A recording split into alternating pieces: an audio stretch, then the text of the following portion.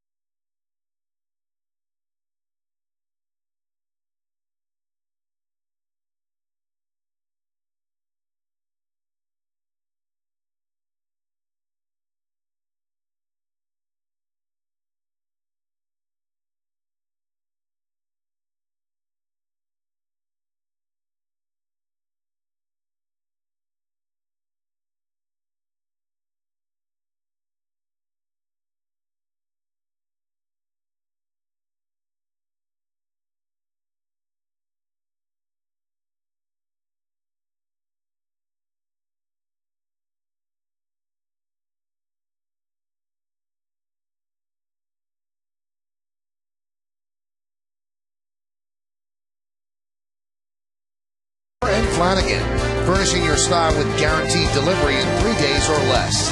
By Geico, 15 minutes could save you 15% or more on car insurance. And by your New York, New Jersey, and Connecticut Lexus dealers. A little bit of an overcast day here at Yankee Stadium. Crowd still filing in. They're hoping that the rain holds off, and we'll see exactly how that works out. But you can see from the look of the sky that it is somewhat threatening. Let's take a look now as A.J. Burnett warms up. The Blue Jays starting lineup presented by Cabot Wood Stains. Marco Scudero, the shortstop, will lead off. Batting second and playing second base is Aaron Hill. Adam Lind in left field is going to bat third. Lyle Overbay at first base will clean up. Batting fifth and playing center field, Vernon Wells. Randy Ruiz had a home run yesterday against the right field foul ball. He'll DH again today and bat sixth. Batting seventh and playing third base, Edwin Encarnacion. Raul Chavez will catch. He's going to bat eighth. Batting ninth and playing right field is Joe England. On the mound for the Yankees, 32-year-old right-hander A.J. Burnett will be making his 23rd start. There you see very good numbers, respectable. I love the hits to innings ratio, 120, 139, dominant with the 123 strikeouts, the 234 batting average against. Let's take a look at the pitcher scatter report. Lefty stymied. Left-handed batters only batting 215. It's the second lowest among right-handed pitchers. First is Matt Garza with Tampa Bay, burning down the house since June 2nd. He's 4-0 with a 2.16 in his last 6 starts here at Yankee Stadium. And curveballs for strikes. Let's watch early on as he gets called strikes or curveballs, getting good counts. If he does that, these Blue Jay hitters are going to be in a defense mode all night, all day long. Now I'm going to be singing that song all day, burning down the house all day. I was going to do a little burning down the house. Let's take a look at the Yankee defense. Damon, Cabrera, and Hinsky, that's left to right. In the infield, Rodriguez, Jeter, Canó, and Swisher making his 7th start at first base, and just a day off for Mark Teixeira. Posada behind the plate, and A.J. Burnett is on the mound. Let's look at the game time weather conditions presented by Bigelow Tea. 79 degrees, 73% humidity, wind 13 miles per hour, and there's a chance of thunderstorms late in the afternoon. So we're hoping that that holds off so we can get 9 innings in today. Yankees head to the West Coast right after the game, and Toronto heads to Boston. So the Yankees have a long flight ahead of them, and they'll play tomorrow night in Seattle as they start a very long road trip. You have Seattle, Oakland, and then it finishes up with 3 games at Fenway Park against the Boston Red Sox.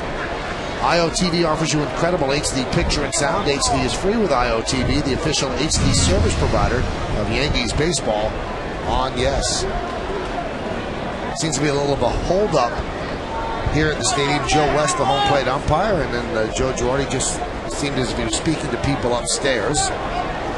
Again.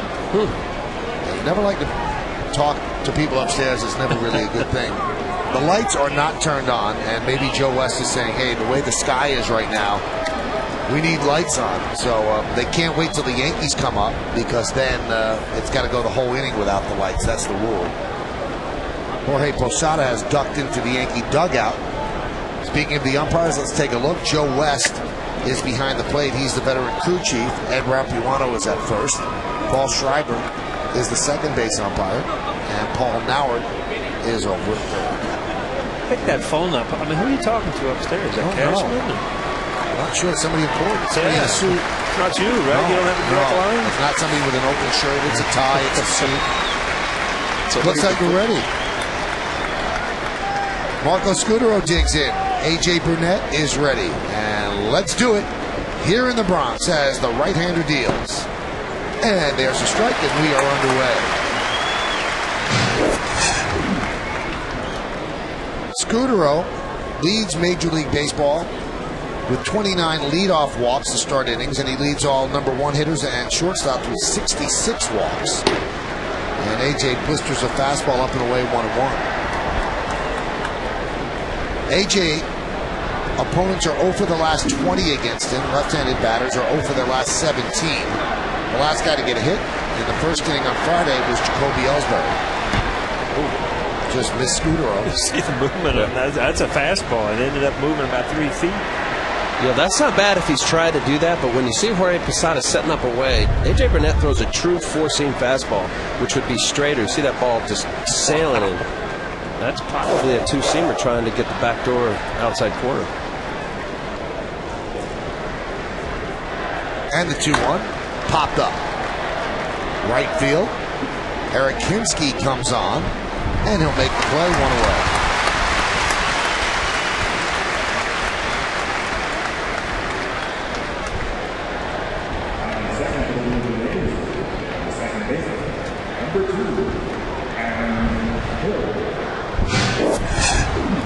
Here's Aaron Hill, 27 home runs, tied for 4th in the American League. Mark Teixeira, who has a day off, has 29. That leads the American League.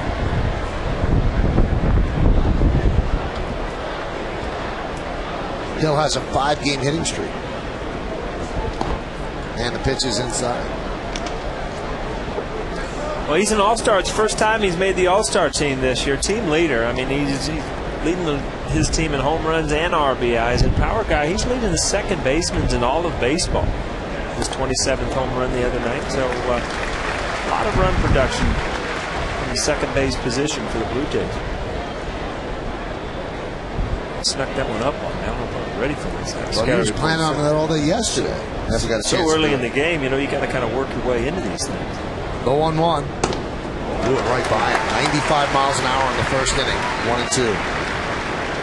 Seems like A.J. Burnett's really settled in here with the Yankees. Blistering fastball upstairs. And Al, you told me last year you thought that he'd be a good fit here. Why'd you think that he'd fit in? You know, there's a point in everyone's career that you kind of get it. And I think the years that he spent with Toronto and being around Roy Halladay was very helpful for A.J. for a lot of reasons. He's been a guy that, you know, even as a minor leaguer with the Mets, was traded to the Marlins through no-hitter, and here's Roy Halladay, that possesses the, oh my God, this guy can throw a no-hitter on any given day. And it was just a matter of him putting it together. And I think for A.J., like many pitchers, he had to figure out the routine, and for him in particular, not to try to throw the next pitch harder than the last pitch. And I think that's a big thing for young pitchers that throw as hard as A.J. Burnett does, 95 to 100 miles an hour. He's learned to take a little off already. We're seeing a little two-seam run. His curveball, he's recognized he's got to get it over for called strikes. He's just become a better pitcher, Michael. Here's the 2-2. I don't even care about the pitching aspect. Obviously, that's important, but it seems like the New York thing doesn't bother him at all. I think he embraces it and loves it. You know, I think he's, you know, the tattoos and, you know, just a different demeanor and the music he listens to. I think, you know, there could be a perception, he's from Arkansas, that maybe this would have been overwhelming, but he's a smart guy. You know, he really enjoys the game. If you watch him between the 5 days, he's out on the top step, he watches, you know, he's engaging with other pitchers, and I think he's in a good place. I really do. I think mentally he's capable, and that's the big thing, especially here in New York with the scrutiny. You got to be able to separate it all. And Burnett deals the 3-2. Strike 3. Hill gone looking. Paul, what could Hill have been looking for? Well, I mean, he threw him up in the zone a couple times, and all of a sudden, you know, he kind of changed his eye level. But again, I mean, these are 95, 96 mile an hour fastballs. It's pretty much down the middle. Yeah. Again, every once in a while you foul off a couple pitches upstairs, and it gets in your mind that he might throw a curveball or might throw a slider. And, you know, it's a neat thing to see as you see A.J. Burnett this first inning just going for his fastball. And now the second and third through the lineup, you bring your slider, your curveball, and you can get through the lineup the first time with nothing but fastballs. Boy, you're setting yourself up for a long game. Which ideally, what you just described, Paul, every pitcher would like to get out of the first inning, or at least the first go-around, without giving the whole kitchen sink all of your arsenal. 1-0. Upstairs, 2-0.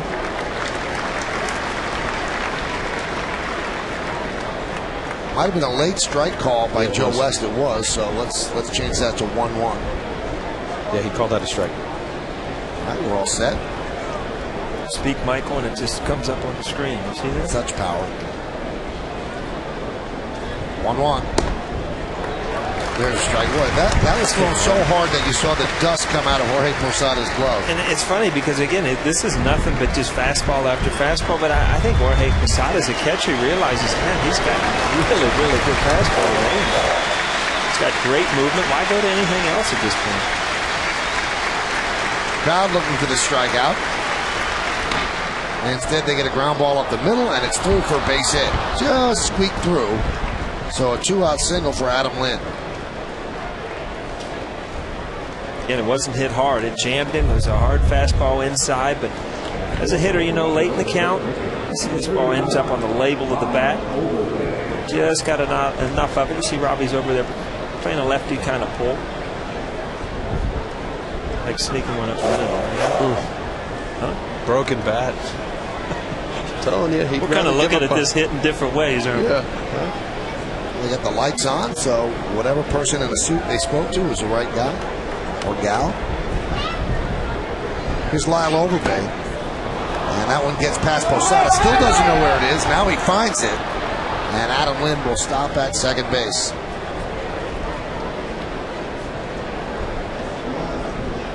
They score that a wild pitch. You see Jorge setting up away. Now, this is 95. Almost hit Joe West, the umpire, in his left heel. That got over well, huh? Yeah, he could get grumpy fast. Just a reaction time.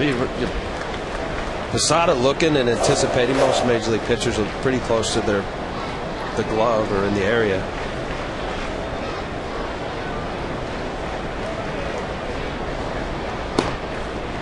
Count 2-0. Overbay had a big hit in yesterday's game. Yankees led 3-0 early, but Overbay with a bases loaded double that cleared the bases, picked up 3 ribbies.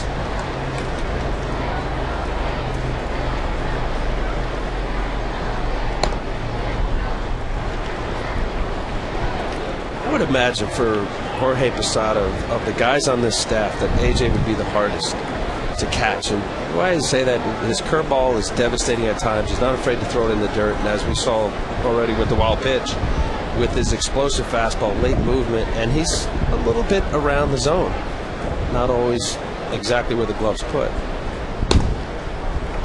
And he walks him on 4 pitches. So it was all going so well, it was going easily, and then AJ Burnett gives up a broken bat single, then walks Overbay.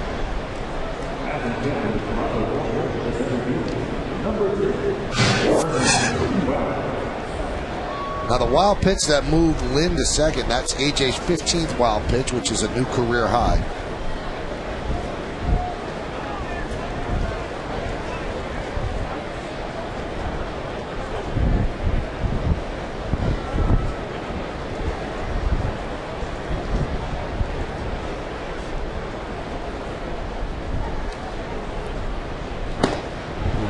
Upstairs to Vernon Wells, and now Posada wants to talk. Slow it down. Getting underneath a little bit. Pitcher gets underneath the baseball, you're going to be high. This is the one guy the Toronto Blue Jays need if they're going to turn this thing around in the next few years. Need to get back on track. Vernon Wells is an offensive part of their lineup. They're stuck right in the middle of their lineup. He's had one of those down years. Not to say that, he's on the decline. Sometimes players have down years and they turn it around next year, but this is a guy they need to produce offensively for this team to have any kind of success. Well, the Blue Jays basically got rid of Alex Rios to the White Sox, and it was a salary dump. And Vernon Wells, I think they're figuring out a way what to do with their $97 million over the next 5. Good guy, got paid when he deserved it. The clubs anticipate guys improving and accelerating. A couple years ago, this guy was top guy, MVP contention kind of caliber player.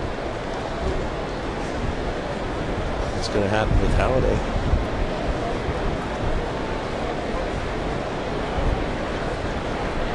The 2-1.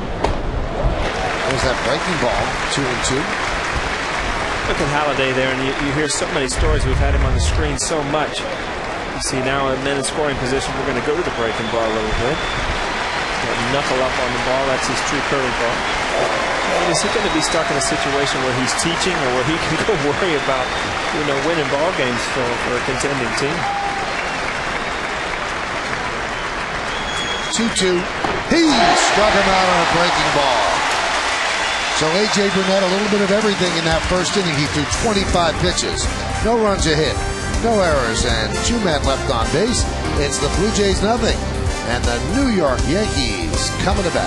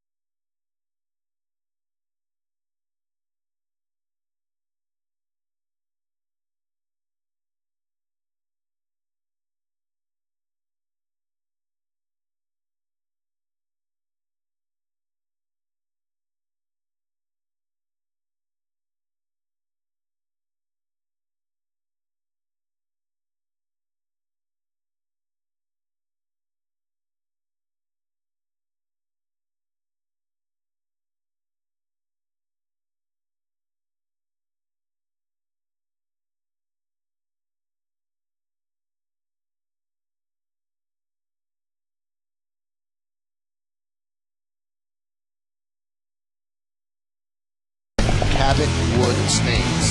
The captain, the shortstop, Derek Jeter, leads off, batting second and playing left field, Johnny Damon. Hideki Matsui wasn't at bat yesterday. He'll DH, and he's going to hit third. And boy, he's had a lot of good at-bats against the Blue Jays this year. Look at those numbers in 10 games. Alex Rodriguez at third, cleans up, batting fifth and catching Jorge Posada. Robinson Canó, the second baseman, will bat sixth. Number 7 hitter is the first baseman, Nick Swisher. Eric Kinski's in right field, hitting eighth, batting ninth. And playing center field is Melky Cabrera.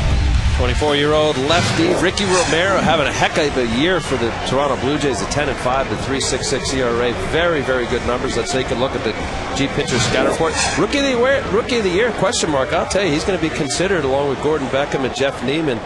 Solid defense. He has yet behind him. They haven't given up an unearned run. No errors behind him. And trouble with lefties will be interesting today. 299 batting average against, and they're slugging 522. 147 points higher than right-handed batters.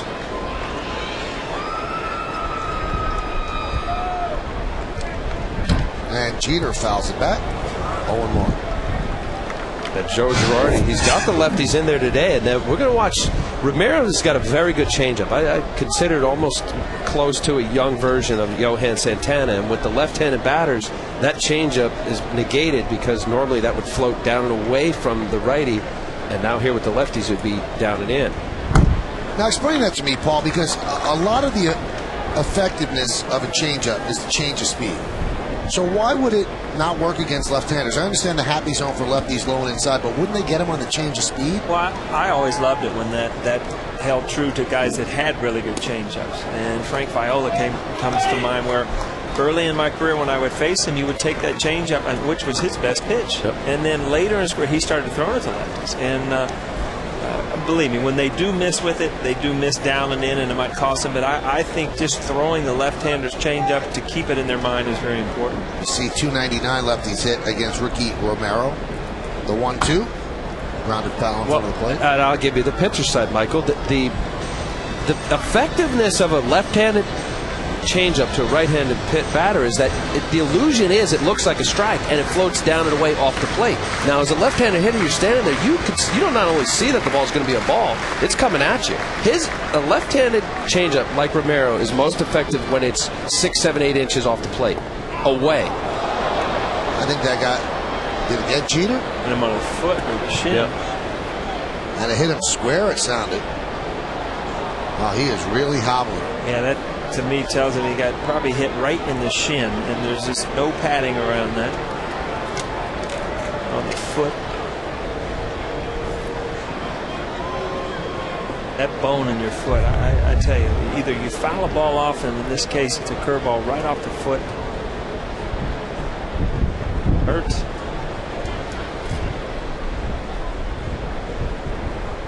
Wow, got him flush. Good thing it was a curveball, a slower pitch from Romero. Right in the inseam.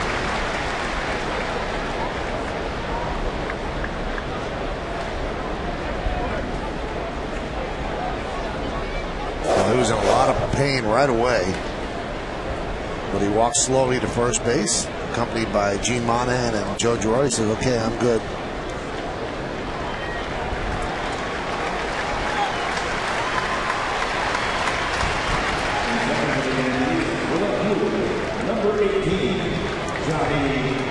I guess the question I'm asking, though, about the changeup, Paul, when you make an out against a changeup, are you making it out and swinging and missing because of the change of speed, or because, let's say a righty throws a changeup to you, a lefty batter, because it's moving down and away?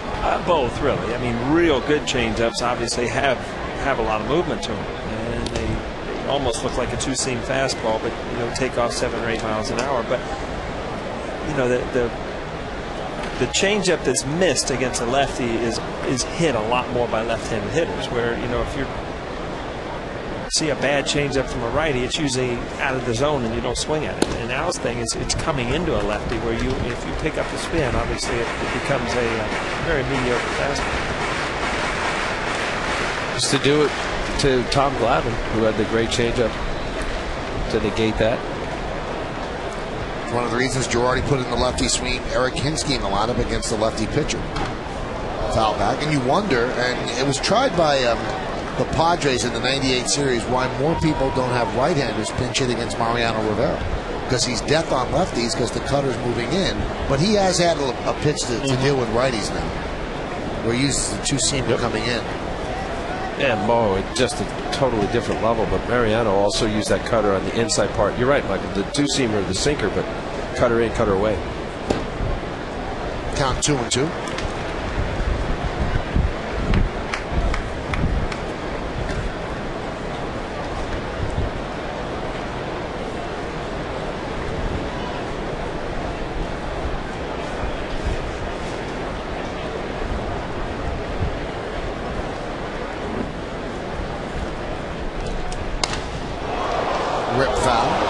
There's your changeup right there, Michael. And yeah, you see where it ended up. It ended up down and in on the zone, but it was a good enough changeup with movement, and Johnny Damon was out in front and pulled it foul. But you see his grip, the infamous circle changeup.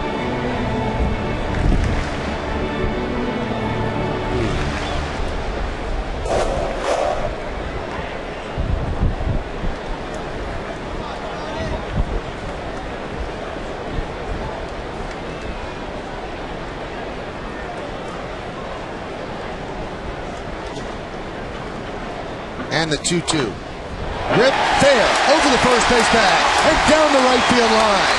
Jeter is moving to third. Damon stops at second. Yankees are set up second and third, nobody out.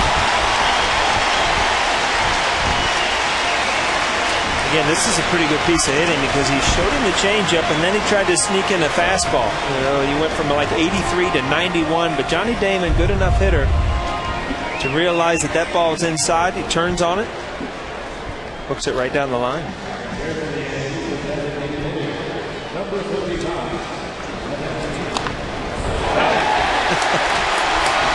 Cheat's got a little hitch in his giddy up today. You see that? Back foot still kind of barking from being hit.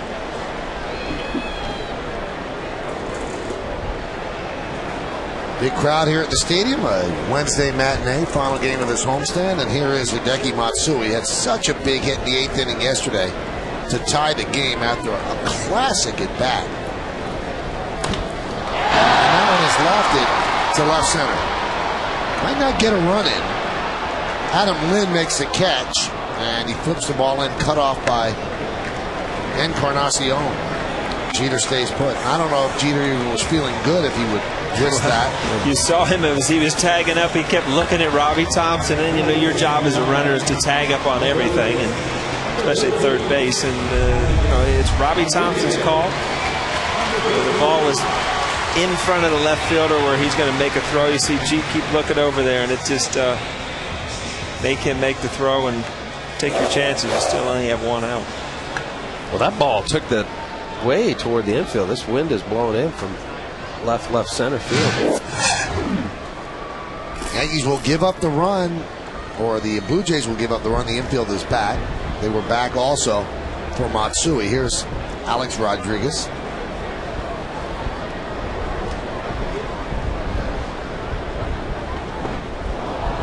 There's that changeup. The movement on that almost looks like a serve. So to the point about now, that pitch looks like he can hit it and it drops off the plate, but if that lefty was standing there, watch where this ends up. You know, lefty will wave over that as well, but normally they'll see that as a ball out of Romero's hand quicker and easier than a right-hander.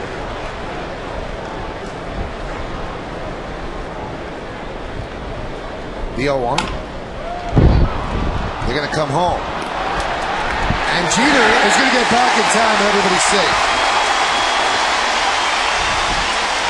I'll tell you what, you don't see too many things out on the field that still surprise you, but Derek Jeter's instincts on the bases, bar none, are the best I've ever seen. I mean, that most people just stop in the middle of the baseline here, getting a run down.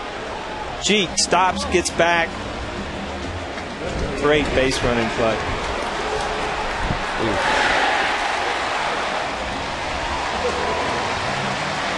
Your job as a runner right there in a double play ball, obviously you have to run from third base. Don't assume that they're going to, you know, you got to try to make them turn the double play. I mean, that he was smart enough to realize they threw behind him. He stopped. He got back.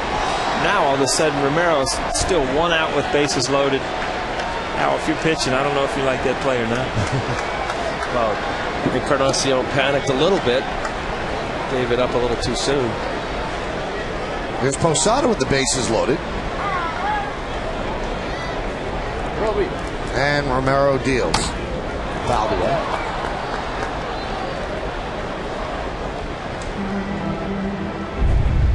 And you can't say enough about it. I mean, as a base runner, you know you're going to try to beat the throw home, but you usually end up in a rundown and you try to get the guys over. To be able to stop and get back there, it looks so easy on TV. Just quick decision, knows exactly what's happening in the play in front of him. There's a changeup. Al, tell me how many times in a count do you think you need to show? I mean, you're a great changeup pitcher.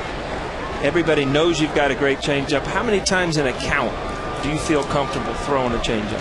If you feel as comfortable as Romero, I throw it all the time. I throw it again. I mean, after that last swing, I'd throw it until the hitter proved he couldn't hit it. There's a fastball, probably just setting up for another changeup. And as a hitter, I always felt like if I saw a pitch 2-3 times in a count, I'm going to start seeing it better and better. But you're right. I mean, this is his bread and butter. You can't get away from trying to trick them. And I think that differentiates what you're saying. If it's a matter of you're equal across the board with your pitches, then you would set them up to your next pitch. This could be a double play, and it's bobbled and booted. They get Posada at first. Jeter scores, and the Yankees lead 1-0. And Romero's defense is kind of deserting him here in the bottom of the first. Well, this is tailor-made. There's no doubt about it. Jorge gets a fastball away, kind of gets jammed. No heads up enough to know who's running and get one out. But as a pitcher, you got to figure, you've already given the Yankees like 4 or 5 outs, and chances are that a team this good with that many outs in an inning can score some runs. Ball came up on him a little bit. Happened in yesterday's game as well. The ball skipping up on him. Second and third now with 2 outs. Here's Robinson Canó.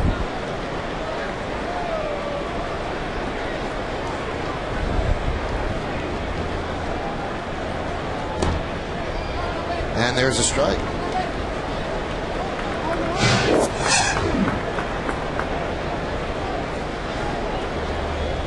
Dangerous at bat here for both teams. I mean, what a difference of going in the first inning down 1-0. For a base hit right here, it's 3-0. So big at bat, both sides, especially after giving away outs.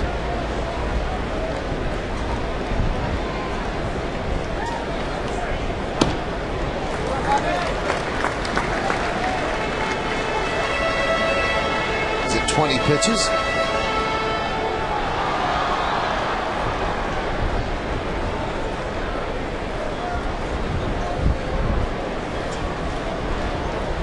Over his last 8 games, Canó 16 for 34. That's 471. And the 1-1. Big old curveball there, and we haven't seen a lot of those. He threw it, obviously because he's got a left-hander up there. Well, I think Joe West called this high. Let's see where Raul Chavez caught it. He caught it in the zone. Big break to it.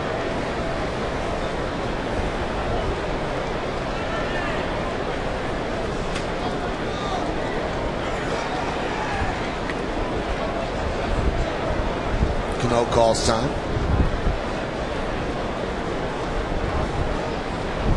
Canó has the average up to 316, 17 homers, 58 ribbies. A.J. Burnett looking for more runs. Makes his day a little bit easier. The 2-1.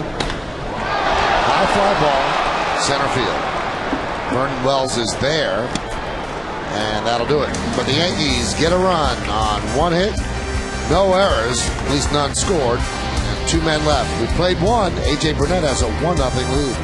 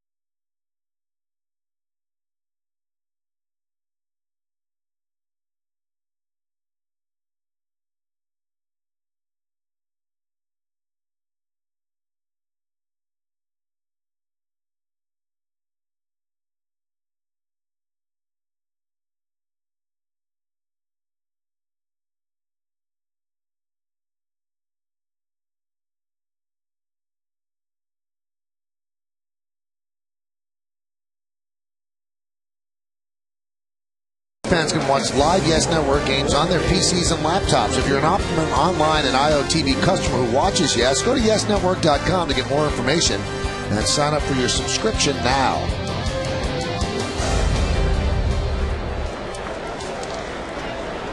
Top of the second inning, Yankees lead 1-0.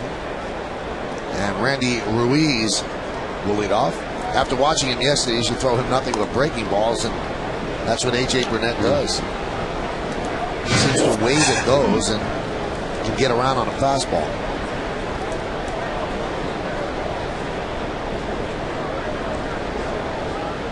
And the 1-0. That one's driven deep to left center field. No chance for anyone. See ya! Oh, a long drive for Ruiz to tie the game at 1.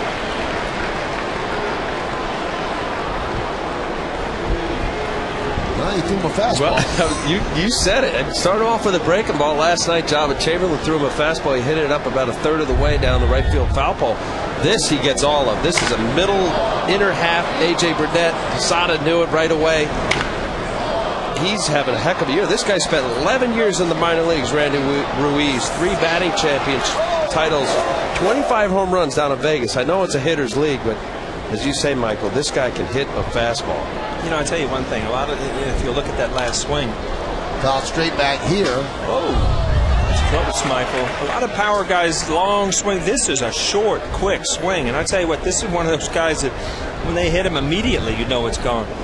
Melky Cabrera kind of gave it a courtesy jog over there, but to go to left center field in Yankee Stadium on a no-doubter, he's got some power. Pitch to Encarnacion inside. Ruiz grew up in the Bronx. His dad actually worked at Shea Stadium. And yesterday as a player, he played a little bit with the Twins in the big leagues, but as a player, first time he ever was at Yankee Stadium last night. Graduated from James Monroe High School in the Bronx, which is right off Bruckner Boulevard. And Ed Kranepool of the Mets went to James Monroe. And my dad went to James Monroe. Yeah. Yep. Making those Monroe, what were they, the Red Raiders? Did you just make up Red Raiders? Just threw one out there. Boy. That one is looped. First base foul territory. Nick Swisher got a good jump and hauled it in. 1 out.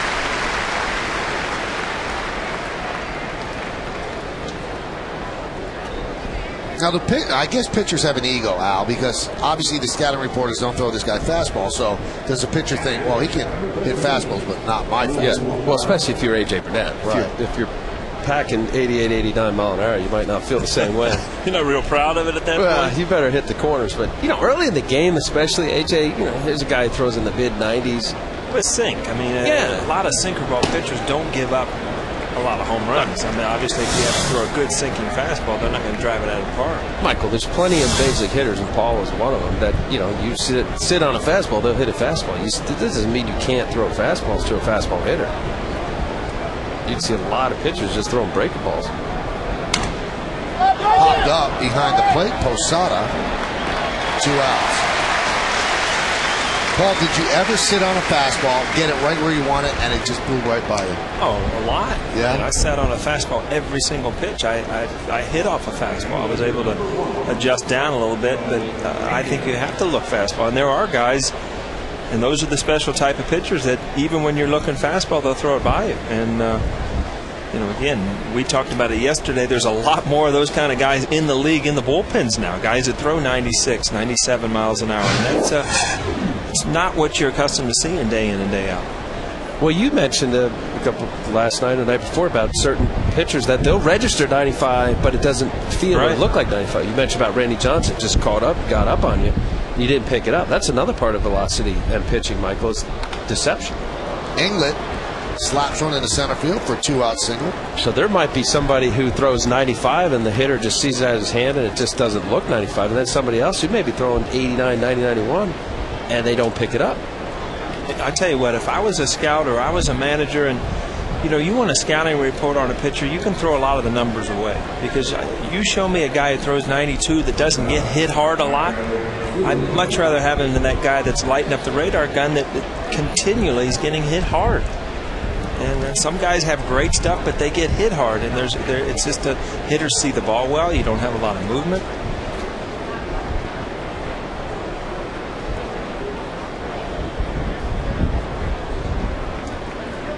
Pitch to Scudero is a breaking ball strike.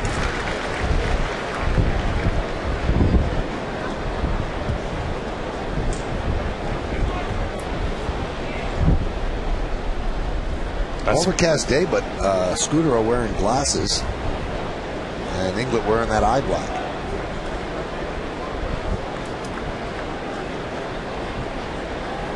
Never understood how guys could hit with glasses on. It just, I mean, the key to hitting is picking up the baseball, picking up the seams on the baseball, the rotation. Never could pick up the seams as well with sunglasses. Just didn't work for me. Did you ever use eye black? Yeah, until you start rubbing it all over the place and it ends up all over your face. So I like Alice Cooper. Wasn't a big fan of that one either. Some people look better with eye black. I mean, Mattingly looked like he needed to wear eye black. It just fit his face, you know. Or Tino looked good in his eye black. And then there were some guys that just didn't work for. Why didn't you use the tape? That's the newer version. Yeah, you just throw a little tape patch on there. There you go. That looks like the real stuff. You were right about Mattingly. You just pictured Nani wearing that at Christmas in Evansville. You know, like you walk in his house, he'd have eye black on.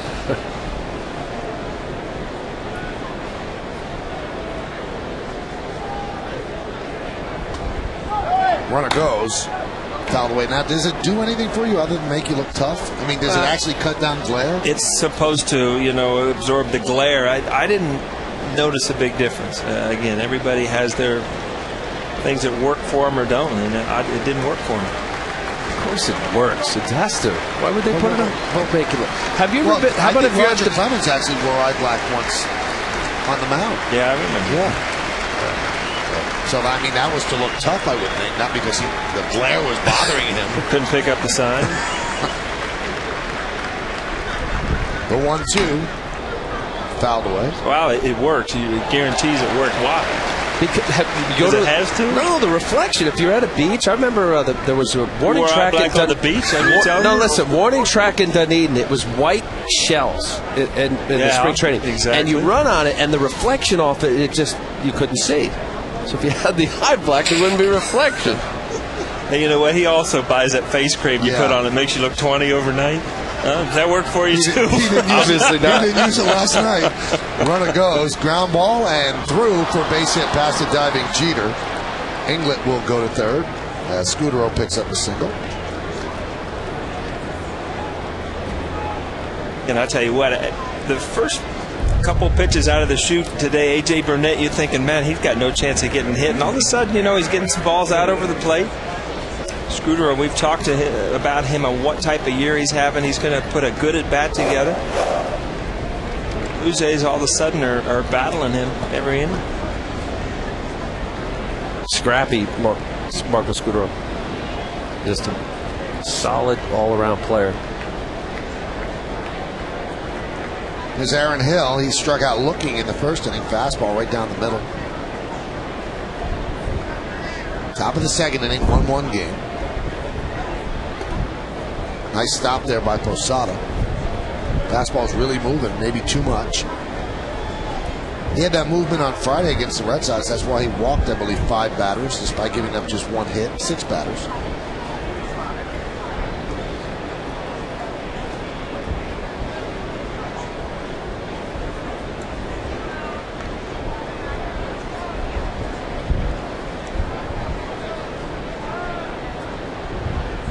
Swing and a miss. Now, did you ever look back on some of your bigger games? I mean, the last game he pitched, by far, you know, stuff-wise, but every single pitch, those games take a lot out of you. I mean, that is a pitcher's duel he just came out of. You ever notice your next couple times out that, you know, you just don't have? But he came out with great velocity today. Absolutely. No, that's a good point. You know, there's a difference between throwing 100, 105 pitches that kind of come out effortlessly, and you mentioned the Red Sox series, obviously a big series.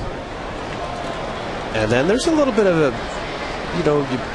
reprieve of some sort during your 5-day routine, Dave Allen, and the pitching coach, where you want to try to find a spot where maybe you don't throw as much, either in playing catch or maybe your side day. If it's normally 15 minutes, you might cut it back a little bit.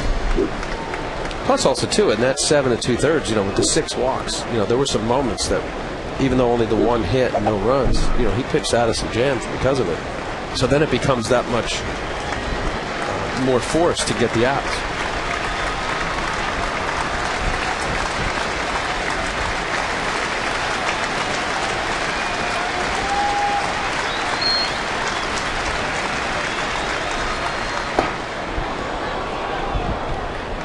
Count 2-2. AJ's getting up to a very high pitch count for just 2 innings, 43 pitches. But with 2 outs and runners in scoring position so far this year, opponents are 12 for 64 against Burnett. That's 188.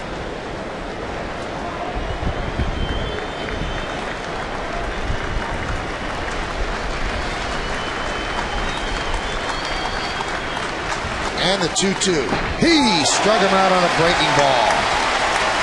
And Hill strands 2. But the Blue Jays tie the score. They tied it on a fastball that was redirected by that man, Randy Ruiz. He went deep into the Blue Jay bullpen in left center field. But the Jays strand 2. We go to the bottom of the second, 1 run.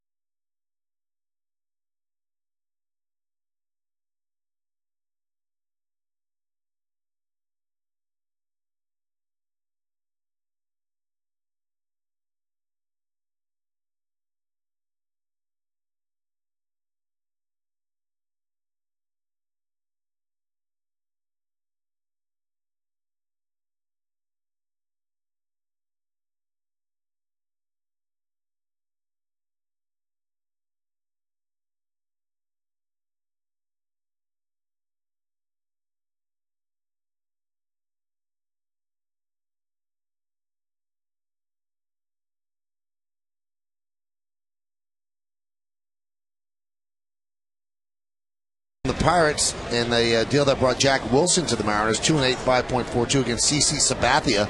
Our coverage on Yes will begin at 9:30, and all the play-by-play first pitch right around 10:05 from Safeco Field. 4-game set against Seattle. Here's CC.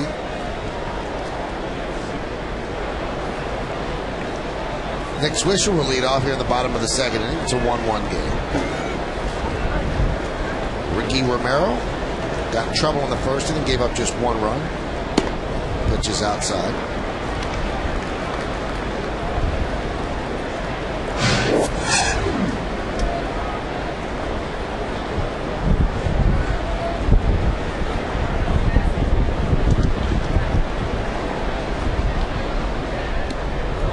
Now you keep saying that he's less effective against lefties. So why wouldn't a switch hitter like Nick Swisher bat left-handed against? Some guys just don't feel comfortable because that's always been what they've done. Left-handed pitcher, you bat right-handed. But if there's a history over a period of time, and Romero, say in this instance, has dominated Swisher, they would try that. I had switch hitters that did that. They started batting left-handed off me. How'd they do? I forget. One that comes to mind is Carlos Baerga. He started batting left-handed against me because I had that cutter that went into the righty. Boy, did you. I was actually, I would rather have faced right-handers than left-handers because of how I pitched with the cutter boring in on the righty, and it was away from the lefty. A guy like Paul O'Neill stayed on the ball, just it was perfect, left center kind of approach. 3-1. Whoa. Whip foul. Nice play by the ball boy. You see that against Tim Wakefield a lot. The knuckleballers, some of the switch hitters will hit right-handed and feel a little more comfortable. But the thing about a switch hitter is they're not ever used to picking up the ball that looks like it's going to hit you. I mean, Nick Swisher gets Gets out a little too quick, hooks it foul, hits it hard. But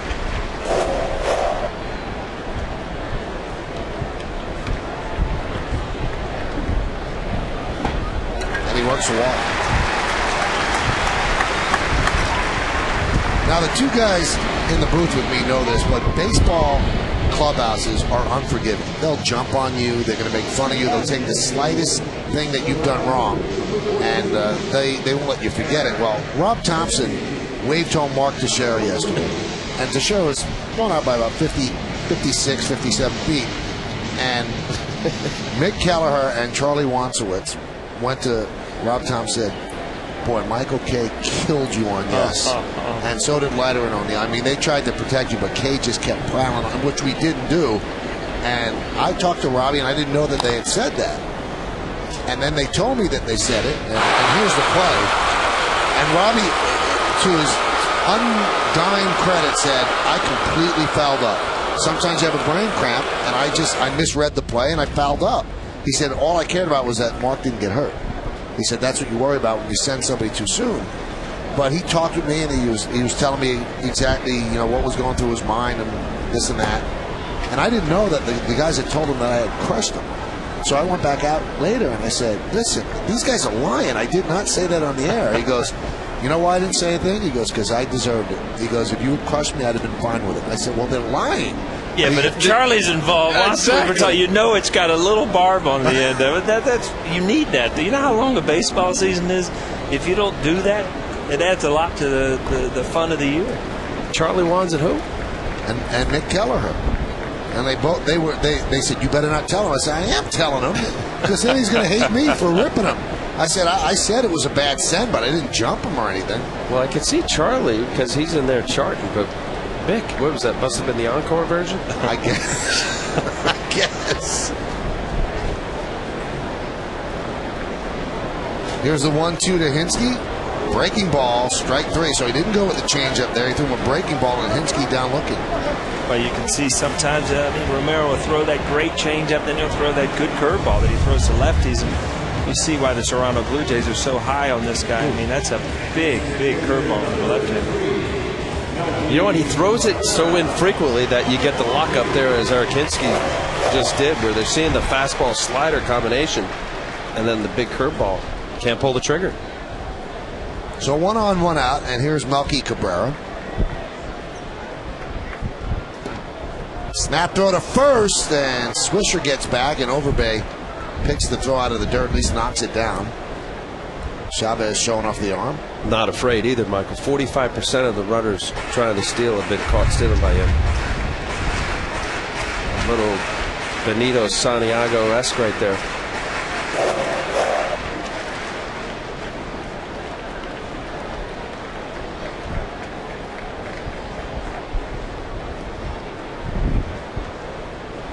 The 1-0. 2-0.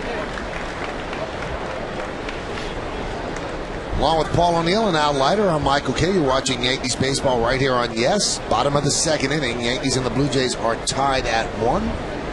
Thanks for spending part of your Wednesday afternoon with us. The 2-0. 3-0 from Romero. Now, Romero is an unbelievable pitcher in the day. 6-1, 2.78. At night, he's 4-4 with a 4.22. But I wonder, it's daylight, but the lights are on, so how do we count this one? There's a strike. Day game to me, Michael. You had to get out of bed early. Pancakes a little earlier than normal, You have pancakes every day when you play? Absolutely. Every day. I'm sure there were some exceptions.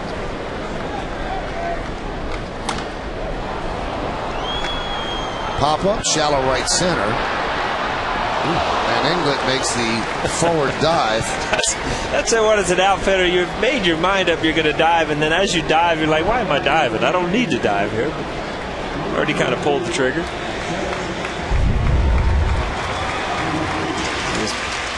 It looked like it was going to be an in-betweener, but then it kind of hung up, and I'll dive anyway. Versatile guy. Joe England for the Blue Jays. Infielder, played plays the corner, outfield. Done a nice job. He made a great catch earlier in the series. Line drive over his head. It'd be tough to get one out. That's why Ruiz's home run was so impressive. Wind blowing straight in here at the stadium. Al, does it annoy you as much as it annoys me that if I had pancakes every day of my life, they'd be lowering me into the ground in a piano case? Right. But as much, forget about just the pancakes. It's constant every inning. And then the guy's You know thin. what? I know. It's a fact. You got to eat to stay going.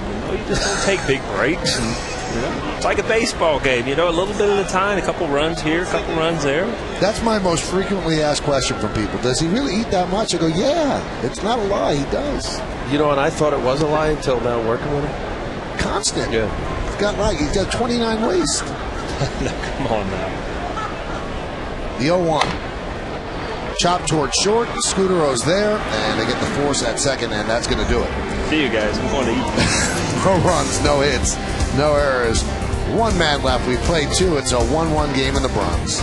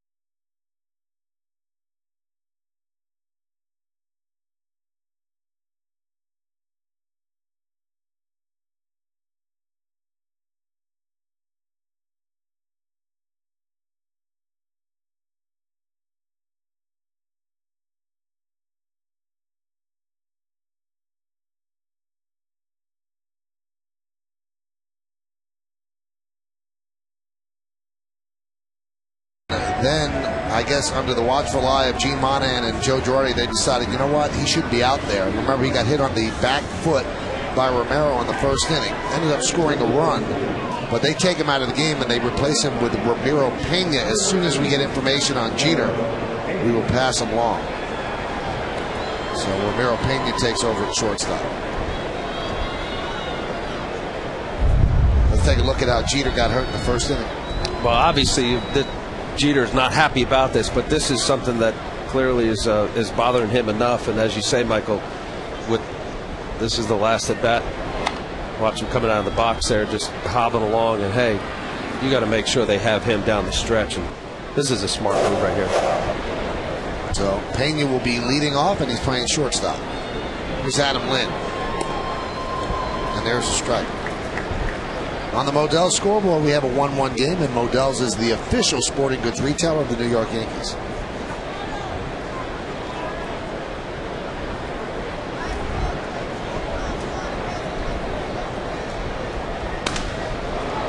Shattered bat, and they test out Pena right away, and it goes by him. The baseball gods are wicked sometimes, so you take a guy cold off the bench and hit a difficult hop to him, and we'll see how they score that.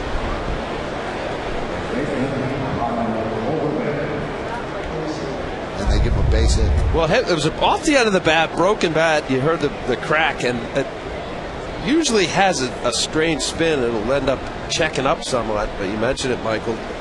Pena obviously just coming out there, maybe was able to get a couple ground balls during infield. Watch this spin. It looks like it's going to his right and then backs up. It's like a little wedge. Yeah. Here's Overbay. He fouls away. Yeah, he took some ground balls, but they were thrown by Nick Swisher, so there's a different spin to it.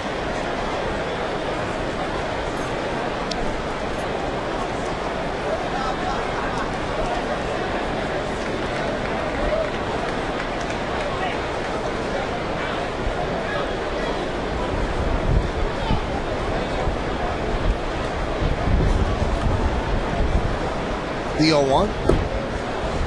There's a strike.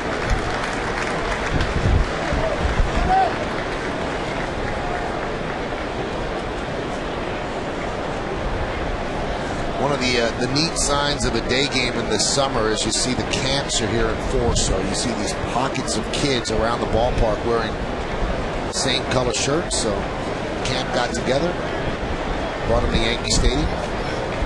The 0-2. Swung on this. Off-speed pitch, Overbay strikes out. A bad road trip for a camp, right? So summer camp, jump on the bus, come to Yankee Stadium.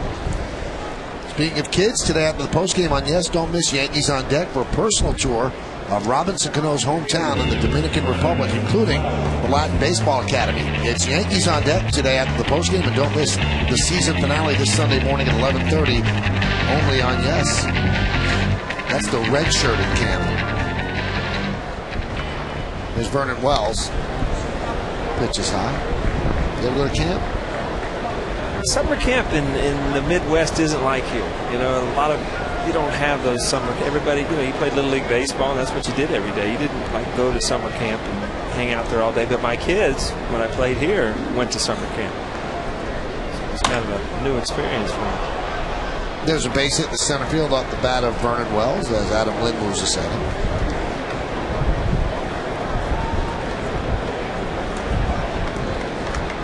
So first and second, one out. Any can for you out? No, just baseball. Curveball. When AJ gets a little bit around his curveball and it's a little bit tighter, it has been crossed between kind of that slurve velocity. He's on top of it. He gets a little bit of a slower speed to it. It's got bigger break. Here's Randy Ruiz. Let's see if he tries to sneak a fastball by him again. He does, and this time it's pounded to short. There's one. On to first. It's a double play. And that time the fastball did work. No runs, 2 hits, no errors. 1 man left on base. We go to the bottom of the 3rd inning. It's 6-4-3 ended this half. It's 1-1.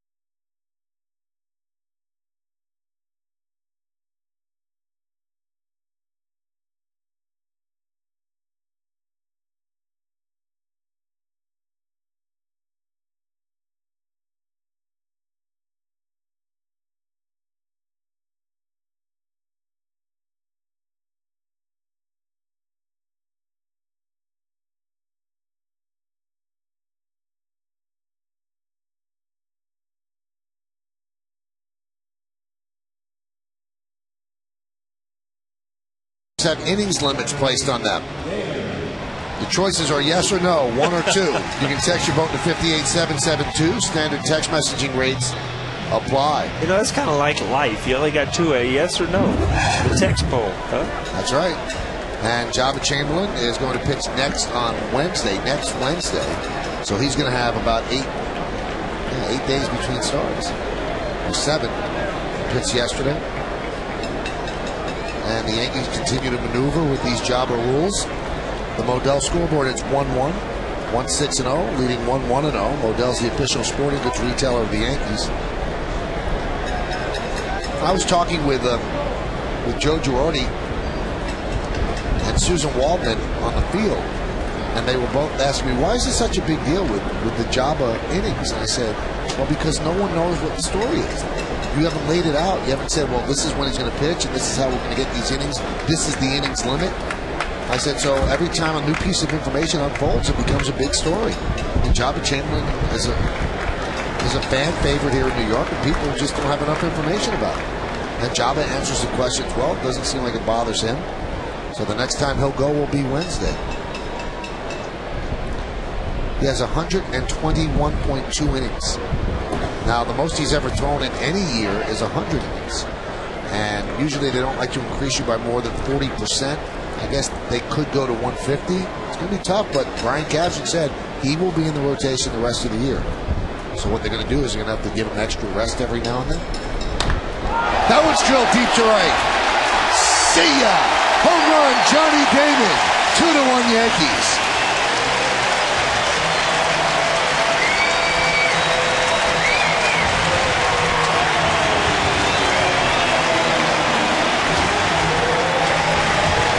There's your theory, Michael. You throw some left-handers in against Romero.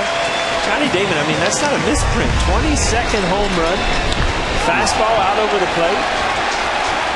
And there's one guy that I watch day in and day out and don't understand is Johnny Damon. I mean, he'll break 4 or 5 bats, and then he'll absolutely throw 2-iron out there into the stands. I mean, he's had a great year power-wise. Big part of this offense.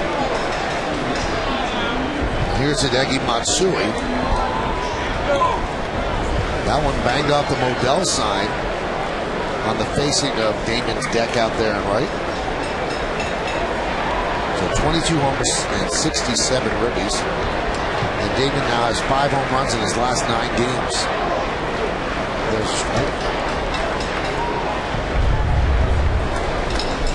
yeah, this is real speed. I mean, Johnny Damon, I mean, he's putting the barrel on the bat. He's learning. It seems like he's learned to hit in this stadium where he gets the ball inside. He doesn't fight it off anymore. He's kind of spinning on it. Matsui down. Well, his career high. Damon had 24 home runs in 06, his first year with the Yanks. So he's going to break that, you would think. Johnny, a free agent at the end of this year, so loves hitting in this ballpark. He said over and over, I want to come back to the Yankees, but that's a decision that will be made during the offseason. Here's Alex Rodriguez.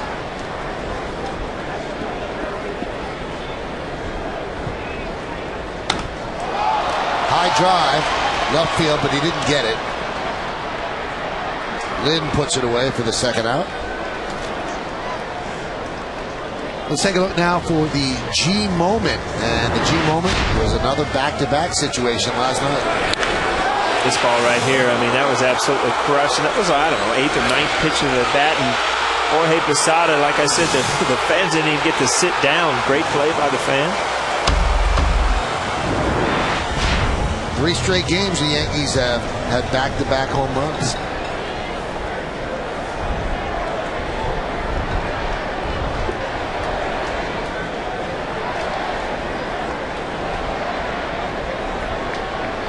No team has done that in 4 straight games since the Twins in 1964.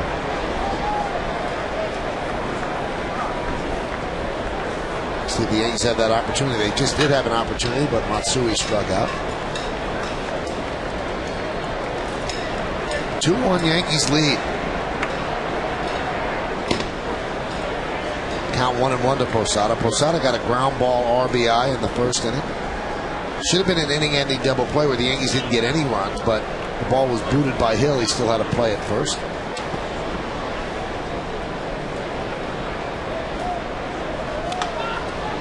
Rip foul.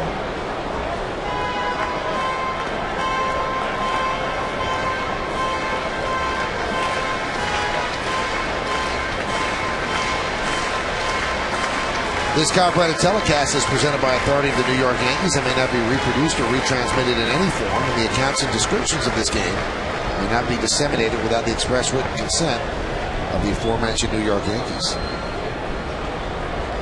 And the 1-2. 2-2. Romero in the first half of the year, 7-3, 3.00. Second half, 3-2 with a 5.65. You don't know if he's running into just a rookie wall or people are a little bit more wise to the way he pitches.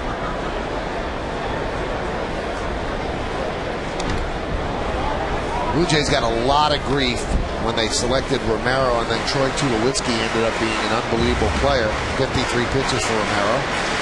But it's tougher to get a great pitcher than it is a great shortstop. And Tulowitzki actually started off the season very poorly, but when they replaced the manager, Clint Hurdle, it seems like he's on the upswing again. But the Blue Jays look a little better with Romero pitching as well as he has as he strikes out Jorge Posada.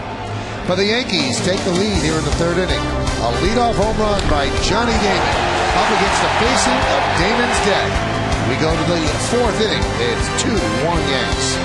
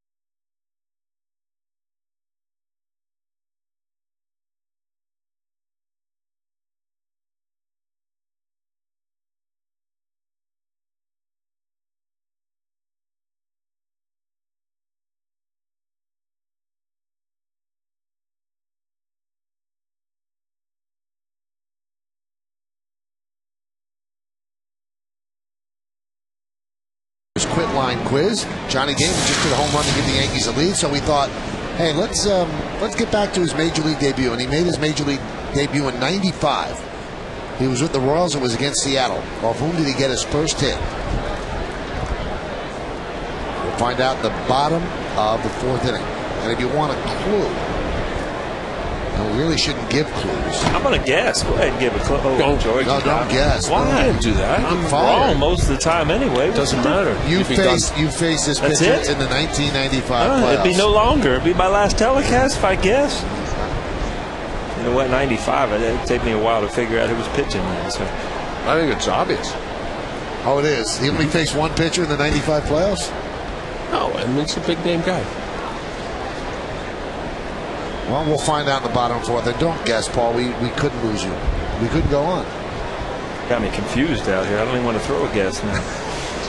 Go on.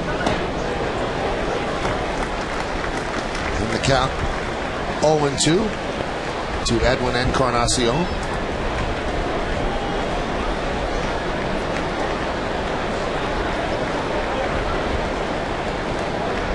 The pitch.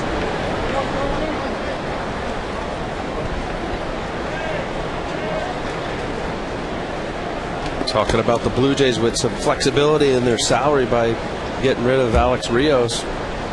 I just wrote down my answer, by the way. I'll write down what I think it is. Just say it. No, I'm not going to say it. Line drive. Oh, what a play by Pena. Taking a base hit away from Encarnacion. Pena in for the injured Jeter. Makes a great play, diving to the backhand side. Peña's here for his glove, and that's one reason why he's a backup for the Yankees. Defensively sound. It's a great play there.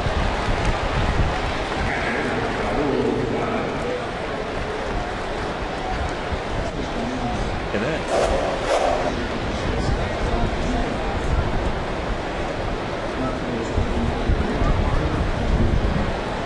Here's Raul Chavez. He pops it up. Canó is there. 2 away. You know, Al, you and I, again, will probably have a little different philosophy on this. As me, I'm like, there's another hit stolen, and you're thinking, that's a great play, another out for me, right? Well, if you're wearing a Yankee cap and you're standing in right field, you're also high-fiving too. The update on Derek Jeter, he left with a right foot contusion, which means a bruised foot. And he's going to undergo x-rays here at the stadium. So that hasn't really advanced the story. We know why he left. Let's see what the x-rays say. Here's Joe Inglet. Take a look at the Coors Light freeze cam, and we are going to freeze it right there. The whole body in the air. That was a necessary dive. Extension. Nice play, athleticism. It's fun. Come out and watch a baseball game and see a play like that. Now, AJ liked it so much that he actually watched it on the scoreboard, that play. Let's see, wow, that was pretty good. Yeah, a little clap. You ever say thank you verbally to a guy if he makes a great play? Yeah. You ever say, how could you do that if he makes an error? No. Never. You thought it many times. Yeah. Are you kidding me? Ground ball to second. Canó right there. And the Blue Jays go down in order. 1-2-3. 7-pitch inning for A.J. Burnett. We go to the bottom of the 4th. 2-1 Yanks.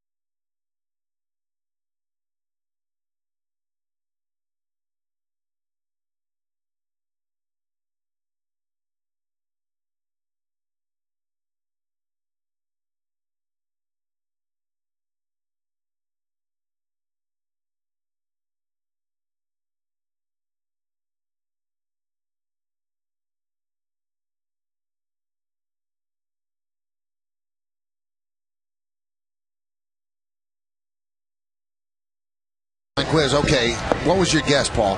Said Chris Bosio. You said Andy Benes. Let's see. Randy Johnson.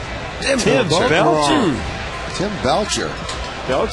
Leyritz hit that home run off of him That's in right. the 95 series. Yeah. Was that the series where he came in and took the camera at Yankee Stadium? Right after that was play. it. Yeah. Right after the Leyritz home run. And then the Yankees went to Seattle and lost 3 straight. Now you had to finish the story. I'm like, it was fun at that point, wasn't it? We went out there up 2-0. Yeah, you guys didn't need a plane. No. After that. Here's Robinson Canó. By the way, I've always said that when losing those 3 games, how many lives have changed? Buck Showalter doesn't come back. Joe Torre gets the job. Maybe they don't make the trade for Tino Martinez. Maybe Mattingly stays. I mean, the whole next 12 years is completely different. That one's drilled deep to right. There it goes. See ya. Deep into the second deck. A solo shot for Robinson Canó. And the Yankees lead 3-1.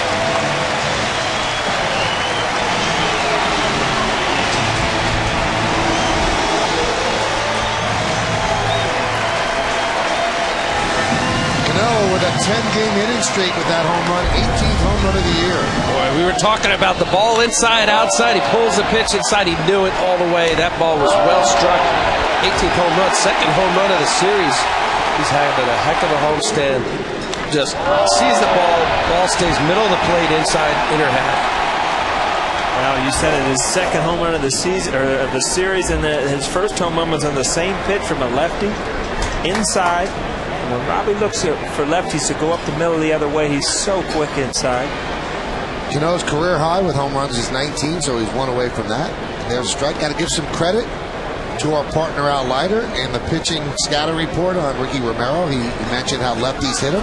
Yankees have 3 hits, all by lefties, 2 by Damon and 1 by Canó. He's in here for an hour doing that thing. In-depth reporting. You know what? You just saw it, but he spent all last night when he got home working on the same stuff. Video scouting, called some advanced reports. That's impressive. That's our Al. Where do you get those numbers, by the way? I got guys there behind the home plate with the radar gun. Do you use computers, Paul? Yeah, when my son Andy's around to help me with it. I'm real good at that. Count 2 and 2.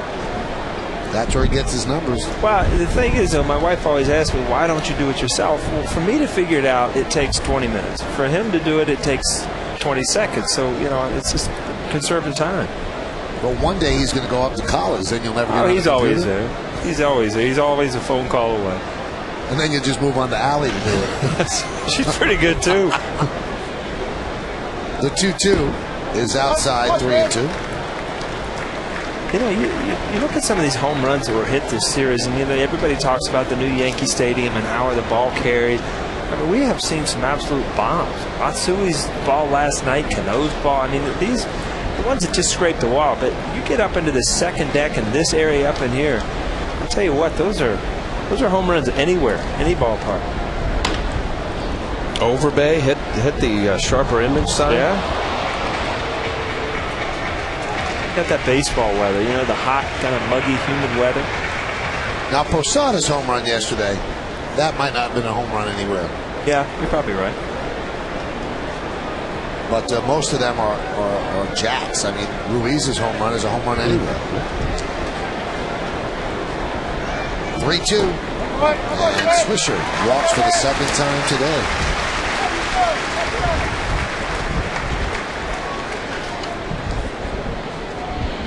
One thing you watch when you watch Swisher at every at bat. I mean, he gets deep into counts, he draws walks, continually, you know, just puts pressure on the pitcher to throw the ball over the plate. Has a great eye.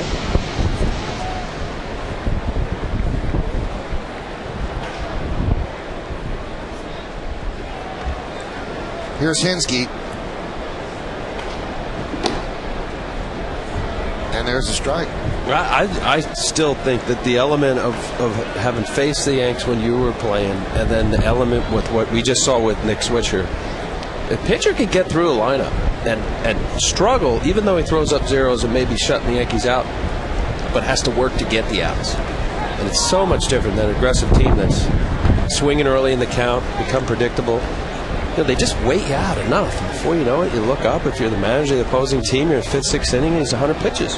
Lefty batters 3 for 7 against Romero with the 2 home runs, and righties have yet to hit him, although Nick Swisher, switch hitter batting from the right side, has walked twice.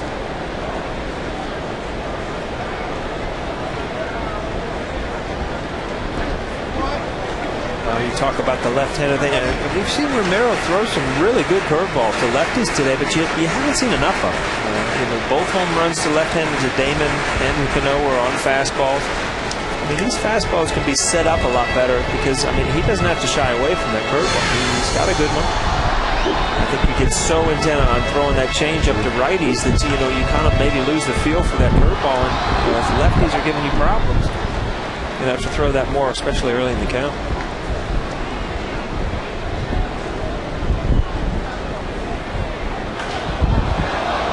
Oh, they had Swisher picked off. They just didn't make a good enough throw or quick enough. He was actually going, and Romero had the ball. So even if the lefty doesn't have a great move, if you're able to, he was out. Slap tag by Overbay. Different from that angle.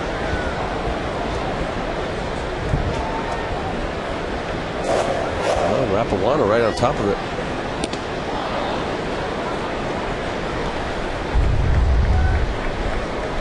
Let's see. Yeah, he got him. Bang, bang. Overbay didn't argue.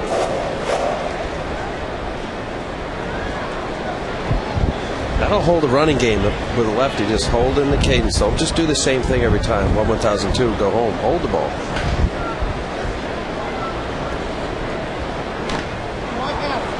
That was definitely a timing thing. Every once in a while, pitchers get in such a rhythm, you can almost count in your head, 1001, 1002, or whatever the number is, and you saw Nick Swisher just take off on that number, and he just happened to switch it up on that pitch.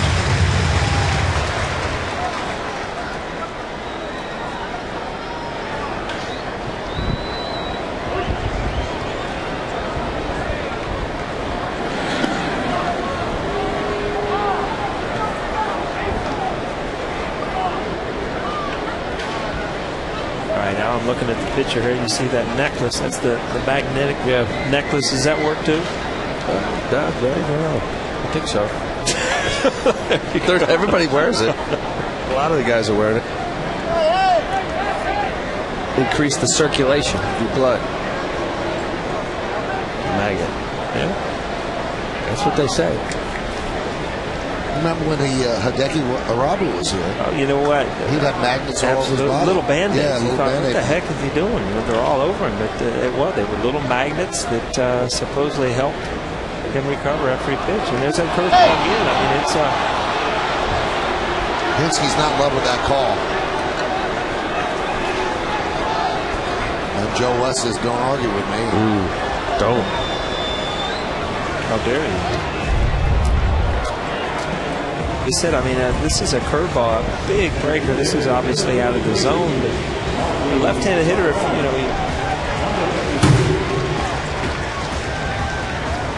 you'll see another angle, I'm sure. But this looks like one of those 50-50 calls. Well, still don't know the rule on it. The intent to hit, the intent to swing, crossing the plate. Now, I know, Paul, one thing that really chaps you is that you don't think the home plate umpire should ever make that call. I don't. I think that, his job is to call balls and strikes where they hit the catcher, or, where they cross the plate, not to watch where the batter swings. And I think you'd have far less arguments if they would always just check. Because that's your only argument, check. Don't you call it, check. Well, if they check, then you can't argue with him. Well, your point is that you can't see both, but watch Joe West's eyes. He's watching the location. Then now with Hinsky's bat the way he held, a lot of times hitters will quickly pull back. And to Paul's point, if they are looking at the location, how can they see the swing at the same time? What do umpires say? I'm sure you mentioned that. I didn't need help. But how could they look at both? How can you actually? Because he was holding it there. You see that? The way he held it was a check. See, now you sound like me when I'm talking to Joe West. How can you look at both of those? You're supposed to be watching. I didn't need help. Okay. And then it gave you a country CD. Yeah, exactly.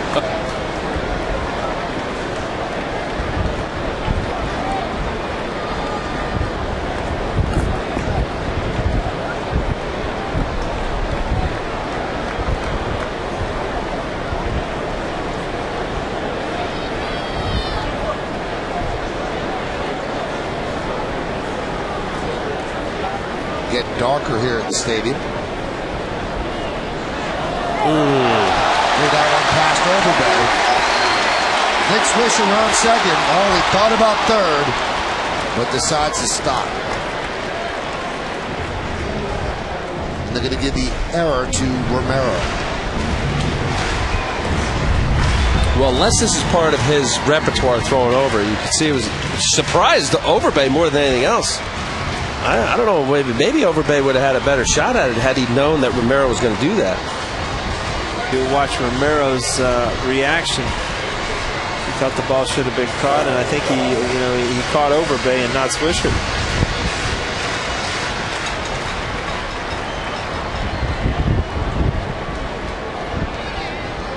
Yankees still have to get the top of the 5th inning in to make this an official game.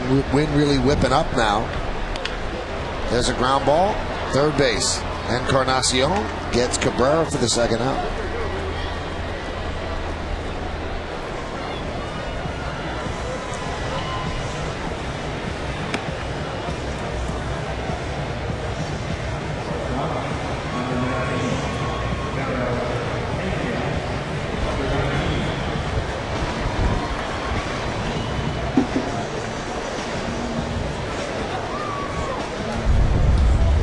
See the throw over. You watch his reaction. Like, oh, come on. Are you kidding me?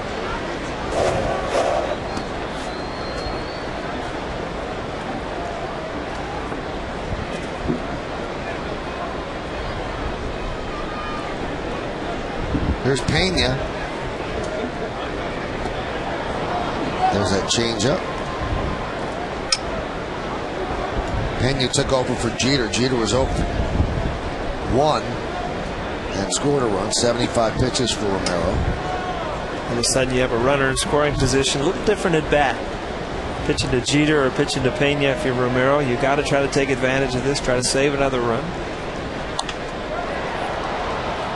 High pop up. Center field. Wells is there. And that'll do it. But the Yankees add another run. They added via the home run. Robinson Canó. His 18th bomb of the year. And this one was a bomb. 1 away from his career high. We go to the 5th. Yankees up 3-1.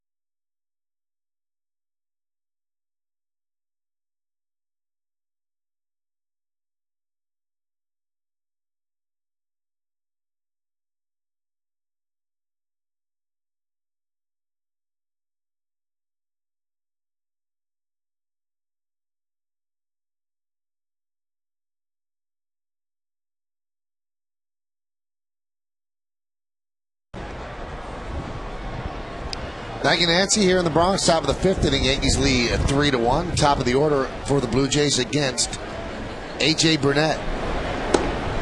Breaking ball is low and away. They have to get this inning to make it official.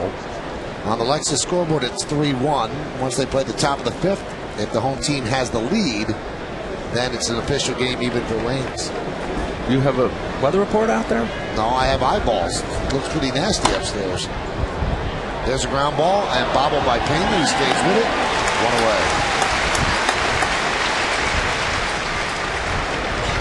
Yankees baseball on Yes is brought to you in part by J&R Music and Computer World and by Toyota, the official hybrid vehicle of the New York Yankees. Well, Al, you heard Nancy Newman say that Pedro will get the start tonight against the the Cubs. How do you think he does? Just watching some of the tapes, and I know it was in minor leagues, but I think he's going to be fine. It's going to be a matter of recuperation and how he can respond after each start.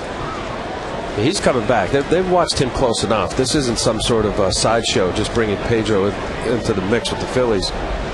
Obviously, they got a great ball club. But I think with his moxie, and even though he's in his latter years, he's always had a good changeup. He's got good breaking stuff. Obviously, it's a command, and as to whether he's able to maintain the stuff start after start, that's what I think you look close at.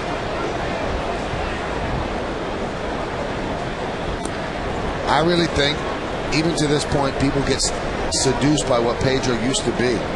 You saw him last year with the Mets, and he wasn't the same guy. Now, I know he was coming off surgery, and people say he knows how to pitch, but can he make those pitches? Yeah, he knows what to do to get people out. The question is, does he have the stuff to make those pitches?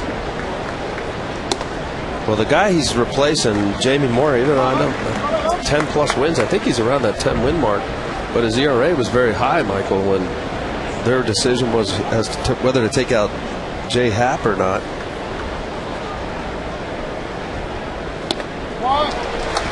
That's a tough call, taking out Moyer, because 10 wins leads that team, although he has the high ERA.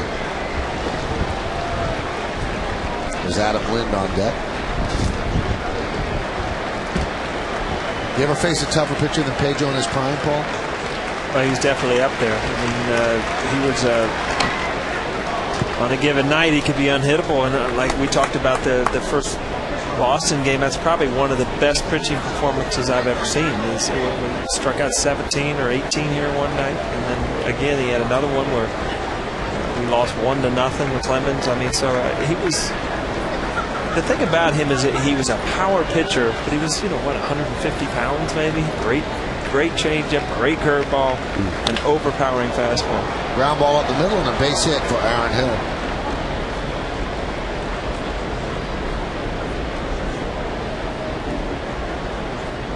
Now, as for Billy Wagner coming back, which is a report that'll be this weekend, it's a little bit quicker than most people come back from Tommy John surgery. But I was thinking, Al, if anybody's going to come back quicker, it would be a reliever. He doesn't have to throw 7 innings. All he has to do is go in there and throw for an inning. True, and I'm sure Billy, I think this is his last year. Yeah, or maybe there was some sort of option. So it's an option for next year, which they won't pick up. So I'm sure he was pushing on it, Michael. And when Billy Wagner's right, I mean, here's a guy, a little fire plug who threw upper 90s.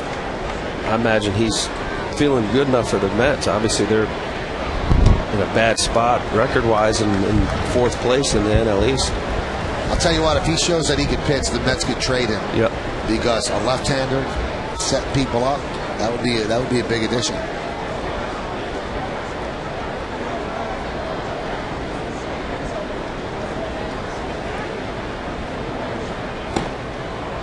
There's a strike.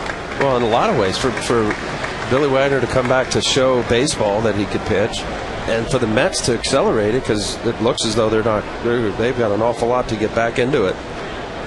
9 games under 500, they got to leapfrog 3 teams. As you say, they might be able to get something for him. Swing and a miss. Breaking ball diving down and in, so he finally retires Lind. 2 outs. This is the breaking ball that you talk to. Left-handers love the ball down and in. Throw it down and in out of the zone. A.J. Burnett, when he has that good sharp breaker, can be real successful getting lefties out there.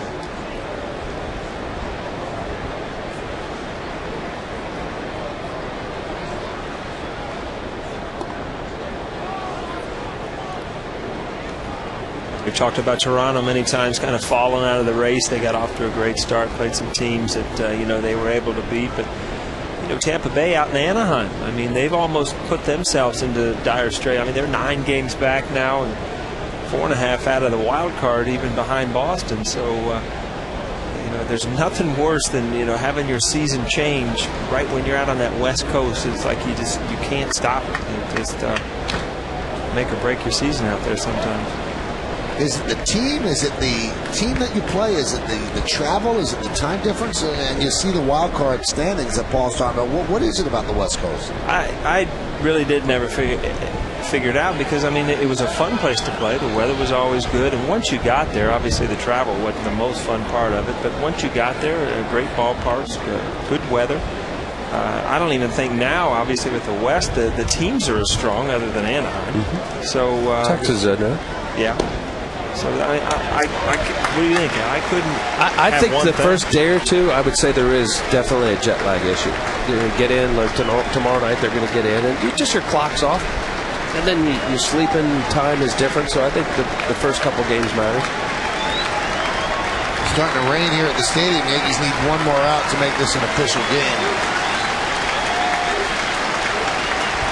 And the 2-2. 3-2.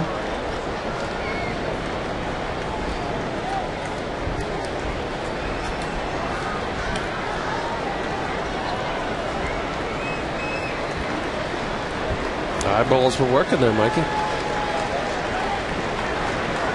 Lights out.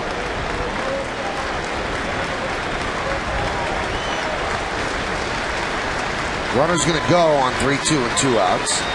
Hill takes off. And that one's grounded foul.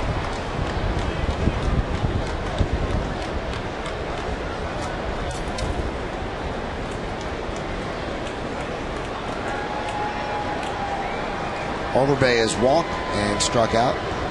78 pitches for A.J. Burnett. Looking to pick up his 11th win of the year. Facing his former team, the Toronto Blue Jays. 3 years in Toronto, he is 38-26 with a 3.94 ERA.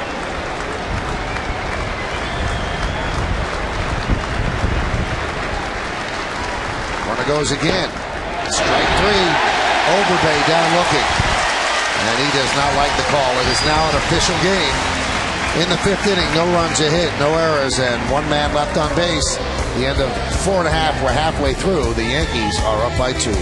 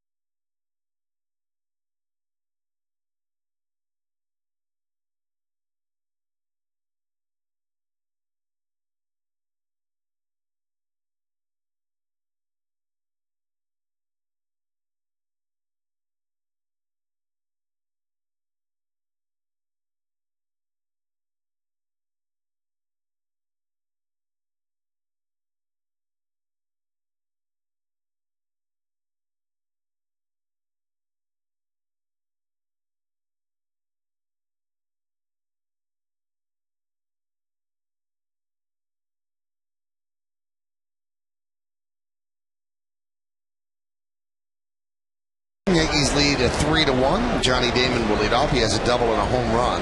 And Romero deals. And there's a strike. On the Lexus scoreboard, 3-3-1 Yanks, 1-7-1 for the Blue Jays.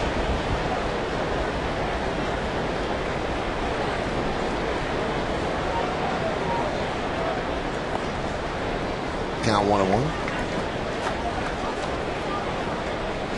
The Yankees have the best on-base percentage in baseball coming into this game at .360, and the best team OPS, that's on-base percentage plus slugging, at .838, which is the formula that the Yankees have used since the beginning of the 90s when things started to turn a bit. They started to really concentrate on acquiring players that worked the count, took their walks, on-base percentage, and now it's become avant-garde around baseball.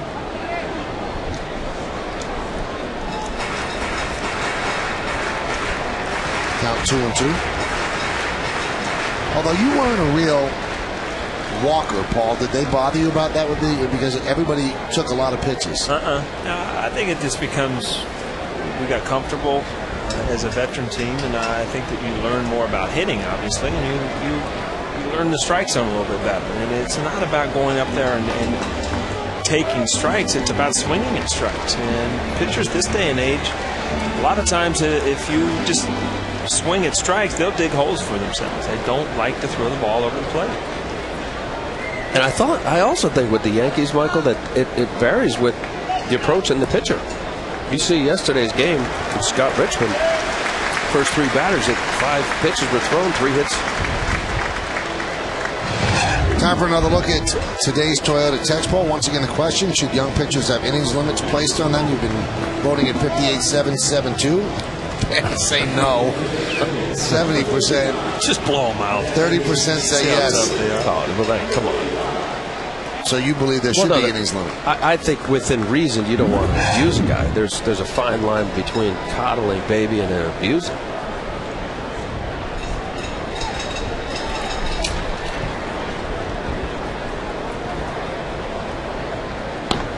That stat we were talking during the long game against Boston, what was it, Warren Spahn, Juan Marichal? Yeah. Where they had 16 innings, 230 pitches. Both of them threw 230 pitches. I mean, will that ever happen again? No.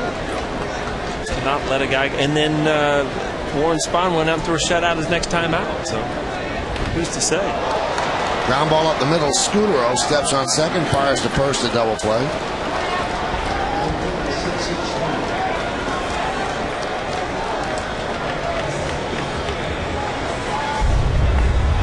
Look out here for Rivero.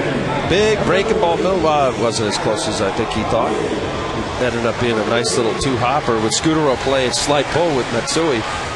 Easy 6 unassisted double play. And changeup. Word on Jeter's x-ray, they are negative. So everything is fine. I'll probably have a swollen foot, which will not be pleasant on a 6-hour flight to Seattle, but there's no break, and that's the most important thing. Now you wonder, does on-base percentage for a team correspond to a winning record? Well, here are the top 5 teams in baseball on-base percentage-wise. The Yankees are 1, the Dodgers are 2, the Angels are 3, the Indians are 4, and the Red Sox are 5. So the Indians, if this was an SAT test, that's the one that doesn't fit. And I guess they're losing, though, not so much because of their offense. They're losing because they have no pitching.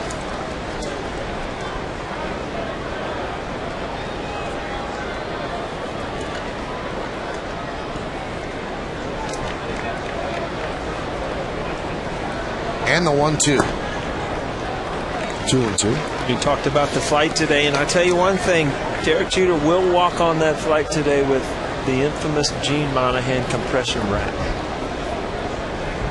They just wrap it that tight? Wrap it tight with the, won't let it, Gino, that's one of his favorite things, a compression wrap. Oh, a hot shot. Almost ate up Encarnacion, and it's in the corner. Alex Rodriguez will jog into second with a double. Wow, that is why they call it the hot corner. Encarnacion almost got hit with that ball. It's funny, late in the game last night, Alex Rodriguez hit almost this same ball. They were playing no doubles. Catch, but that ball came up. Encarnacion, not much of a chance. Ball hit hard. Keep his face out of the way. That ball had a nice little hop to it. all different infielders, especially as a visiting team. You come in, you take your grounders, but they all react differently. Different surface, dirt. See the different colors of the infield, and the darker color being the playing areas that they water down, try to keep that ball from getting those erratic hops.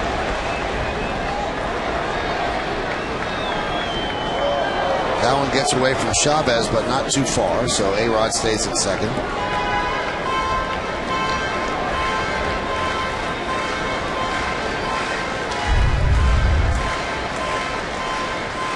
See that kind of an overthrown curveball, but I tell you what, that curveball has a lot of break to it.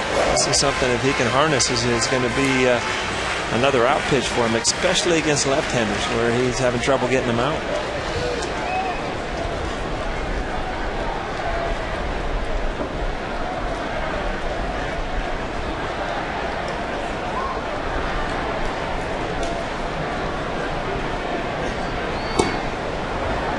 Strike to Posada, count 1-1.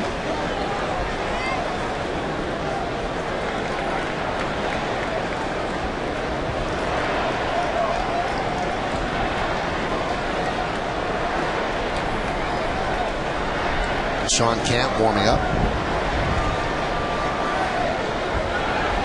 We just checked out why the Indians don't have a winning record despite having a high on-base percentage. They have the worst ERA in baseball, so that kind of counteracts the on-base percentage. 92 pitches for Romero. 56 strikes.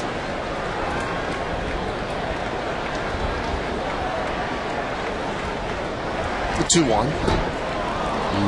There's that change. 2-2. And that's the list of the on-base leaders in the AL. So 4 of the 5 there, winning teams battling for a playoff spot.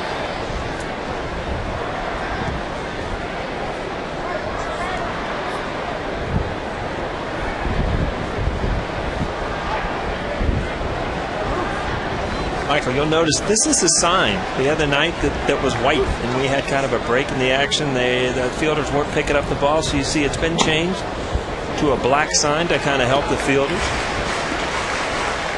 Well, one of Cannon's catchphrases is business solutions, so they came up with a solution. Quick one, too, huh? Yeah. A little can of paint will take care of everything. Black can of paint.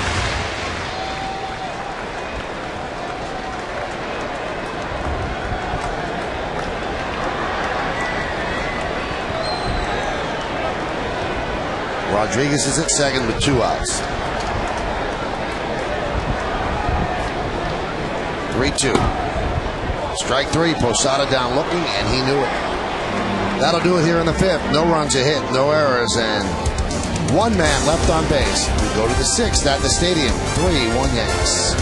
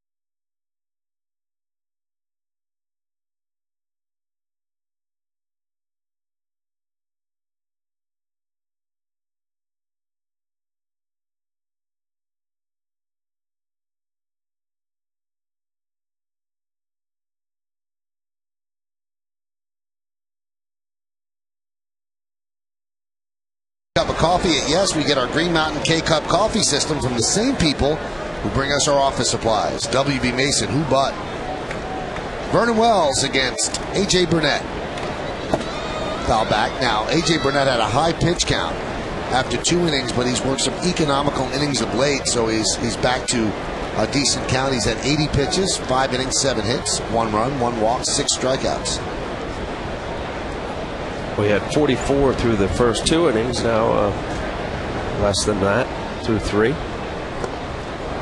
36, 37 now. Good ratio. You keep that around 10, 12, 13 pitches an inning.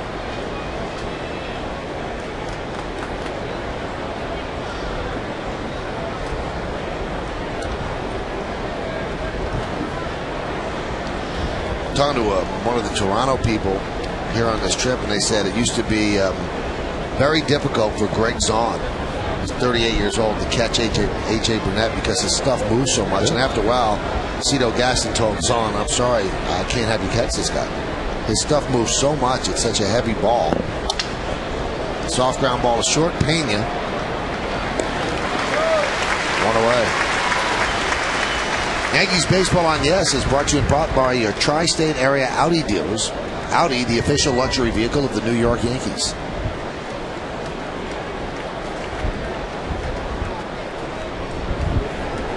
That's going to bring up Randy Ruiz.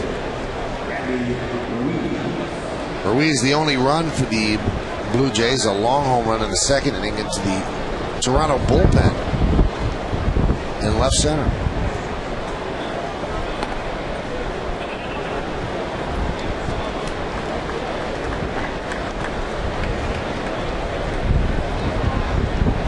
This is what they worried about with Zahn. He has 15 wild pitches already this season. That's a career high.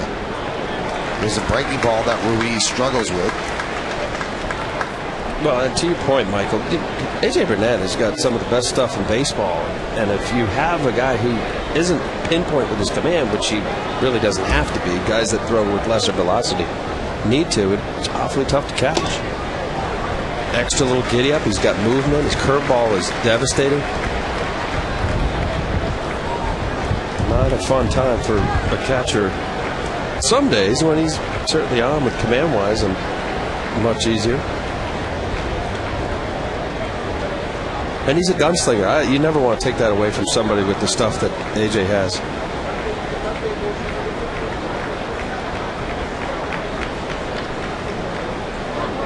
Bounces that one, count 2-2.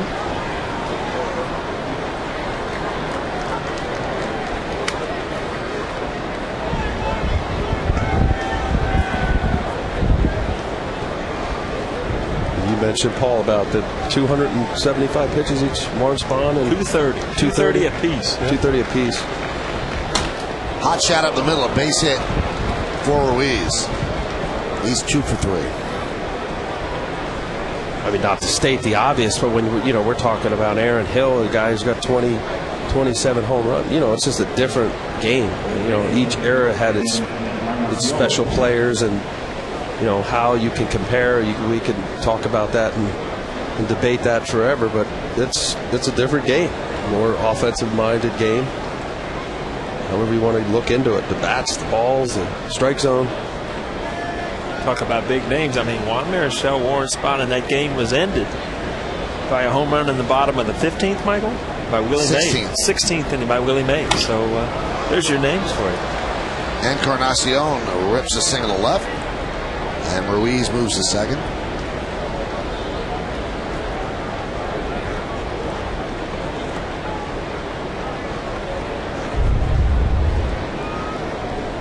See Encarnacion, he kind of, that ball that starts to run back, but he got the barrel out quick enough to drive the ball into the left field. I mean, those pitches right there, Al, as a pitcher, you can't feel too bad about. I mean, you had pretty much hit your spot, had good movement. And Encarnacion, he got the fastball, being aggressive. That pitch middle down in the zone a little. How happy you are as a hitter when you do things well.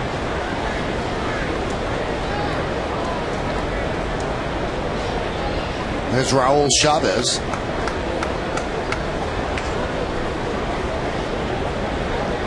Burnett has allowed 9 hits, but just 1 run on the home run by Randy Ruiz. There's a breaking ball inside, and the 9 hits, that's the second most that Burnett has allowed this season.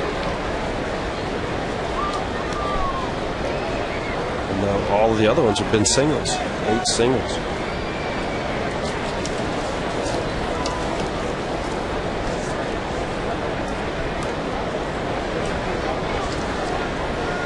You know, you have that combination, the 9 hits, the singles, and if you've got 1 out on the board, you're always 1 pitch away from getting out of it. Ground ball double play, you're heading back to the dugout. Burnett gave up 10 hits 2 starts ago to the White Sox on a Saturday.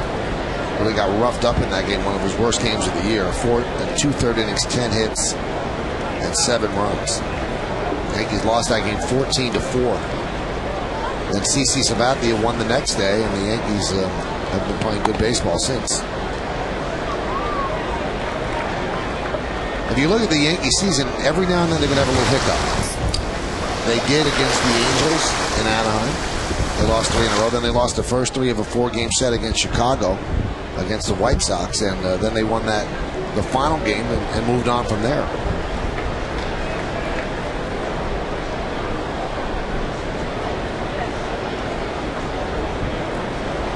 At 2 in Toronto, they won those, and then they won the 4 in a row against the Red Sox, and they've split these 2 games against the Blue Jays.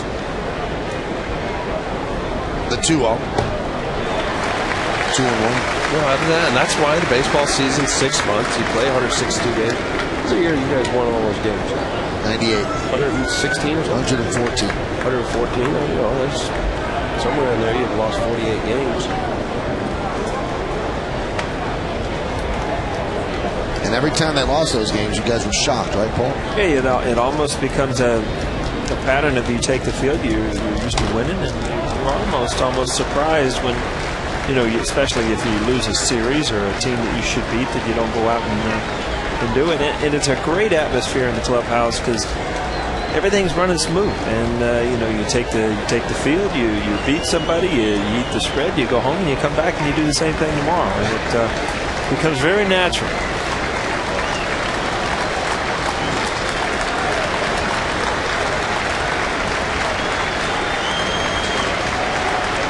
Now we know the Yankee home clubhouse had good food. What was the best road spread, Paul, when you played? It's kind of funny how every city had their little niche. And, you know, if you went to Texas, you had good Tex-Mex. And if you went to Boston the last day, you know, you had Boston cream pie and lobster. And so it just depends on what city you were in. And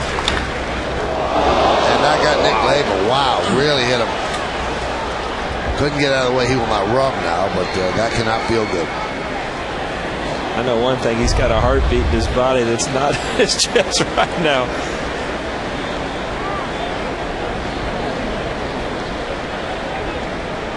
Right on the knee. Wow.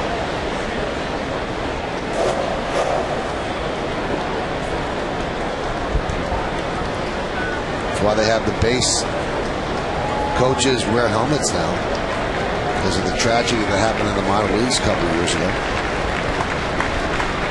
The 2-2. That one, another wild pitch for A.J. Burnett, and it gets past Posada. That puts the tying runs in scoring position. Again, you can blame catchers all you want, but I mean, pitches like this, I mean, catchers don't have an opportunity to even get in front of you. You see Georgie sitting down, I mean, that ball is just yanked. Too much velocity, too quick to even react.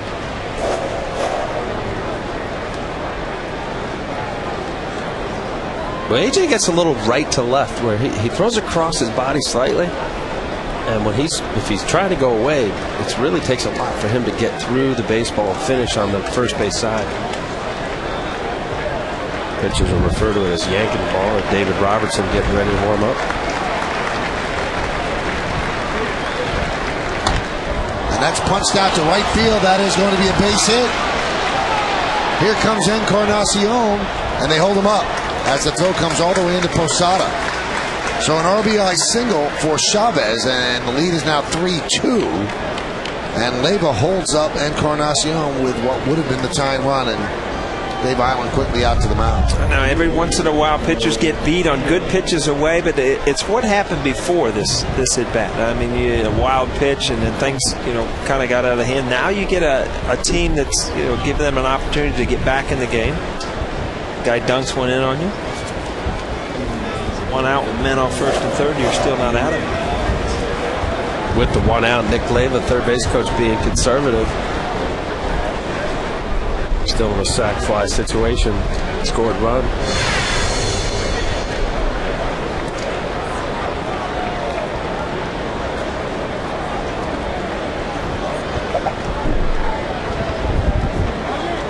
That was just good hitting, that ball. Right. You make the point about throwing away and then just missing with some pitches, but saw Chavez just sticking the bat out. 10 hits against A.J. Burnett. That's the most he's given up this year. David Robertson getting hot in the bullpen. And the pitch to England is a strike. A.J. would like a strikeout here or a double play ground ball. England in this series 3 for 9 with a walk.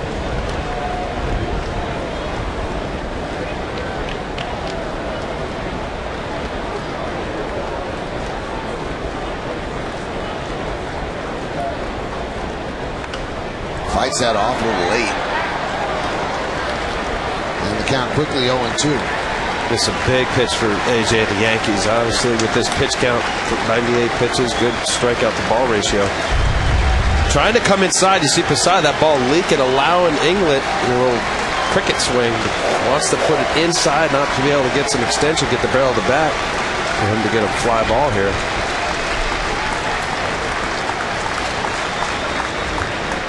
Swing and a miss, he got him. Big strikeout for A.J. Burnett as he holds on to the lead. One more out to go in this inning. Great curveball. After the 2 fastballs he fouled off, that ball just dropping off. You see the last bit of the breaking ball. It looks like about thigh high and in the dirt. Nice pitch. Just in protect mode. You see his whole approach there. Once England got 2 strikes, just trying to put the ball in play.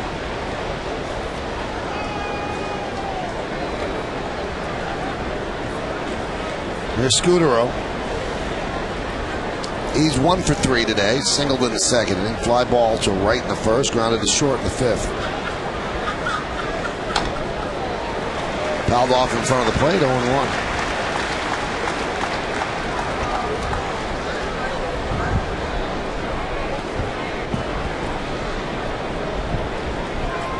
Burnett has thrown 100 pitches. He's trying to complete the 6th inning for the 7th time in his last 19 starts.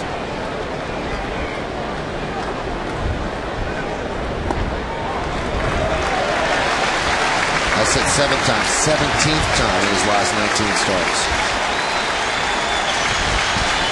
Now looking for another strikeout. He's 0-2 on Scudero.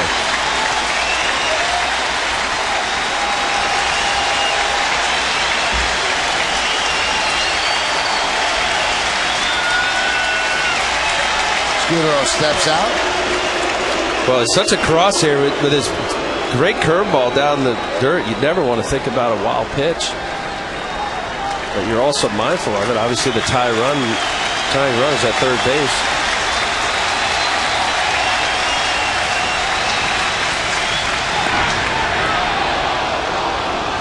Well, with the fastball, missed low, I guess. Ooh. Yeah, a little low. Give him that one? A little low.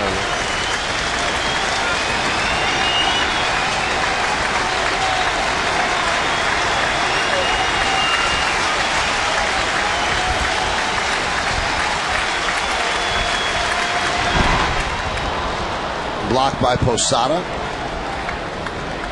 2-2. 2 balls, 2 strikes, 2 outs, 2 on. Yankees lead 3-2 on the top of the 6th inning here at the stadium.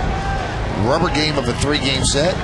Blue Jays won 5-4 on Monday. Yankees won yesterday 7-5. Leading this one 3-2.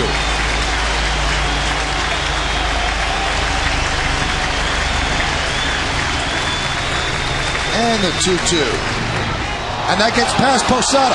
Here comes the runner. Posada cannot get rid of the ball. It's a tie game. Encarnacion broke immediately.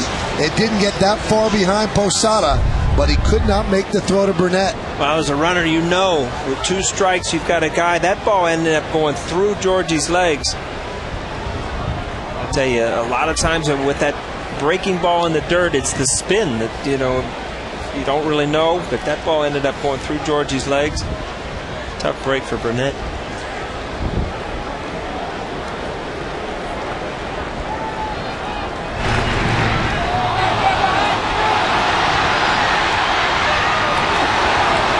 Waiting for the throw. Posada couldn't get a handle on it. So now the go-ahead run is at second base. And the pitch. And that one gets away from Posada, but he corrals it. And a walk to Scudero. I think that hit the umpire. He can hit Joe West, too. Or whether that was a cross or not.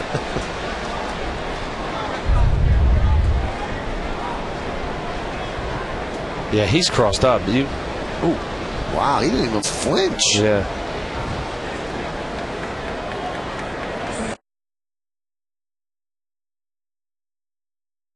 He's anticipating that curveball going down the way.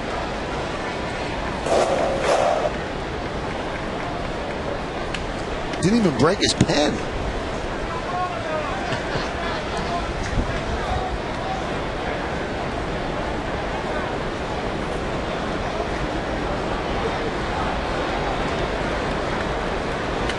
Here's Aaron Hill. Fouled away.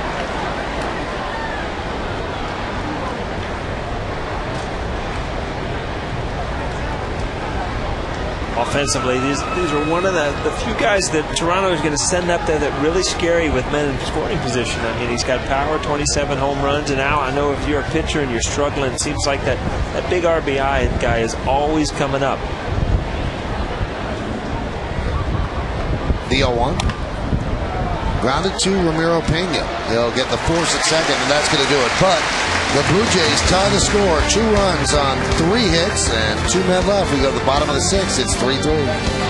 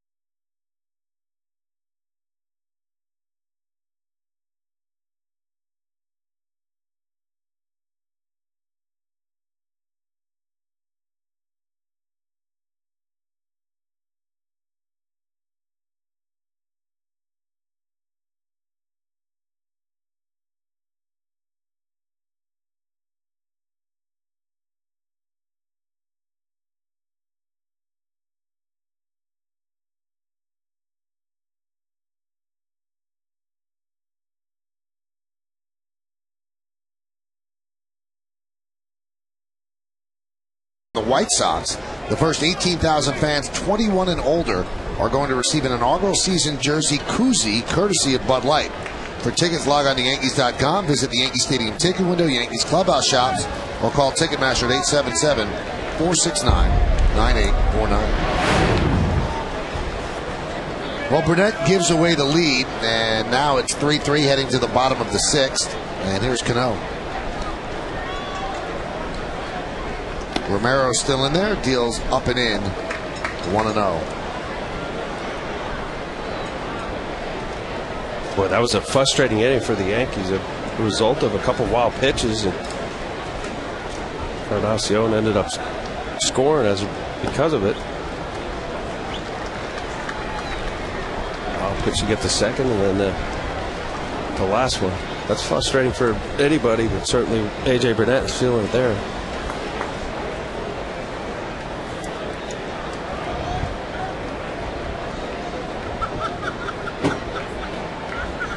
The 2-0.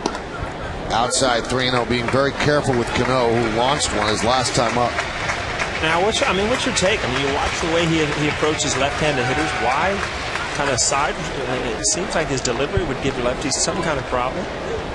I think you mentioned it. Look, chart the pitches here. He's only thrown a handful of curveballs to the lefty. And I think because of the changeup is basically taken away from him, lefty on lefty. 59 strikes, 40 balls, 99 pitches. That the fastball slider speed differentiation is not that great. And I think for the most part, left-hand hitters can look away. 3-1. Popped up. Left field. Adam Lind is there. And there's one away. So Canó is 1 for 3. Well, there's a shot of the Mohegan Sun Sports Bar, situated in center field at the new Yankee Stadium. The Mohegan Sun Sports Bar is a great place to gather and enjoy the game. Mohegan Sun, a world at play. We had a great shot of the Mohegan Sun on that game-winning home run of Alex Rodriguez. Yep. Just, it's not a play. It's obviously a place to relax and have fun, but boy, they know what's going on in the game. Starting to rain a little bit harder here at the stadium as Nick Swisher steps up. Wind still whipping in. And the pitch is low from Romero. Straight in.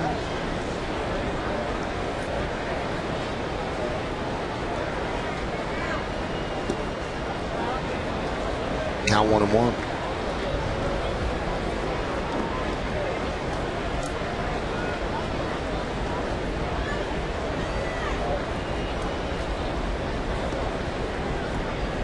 Now 2-1.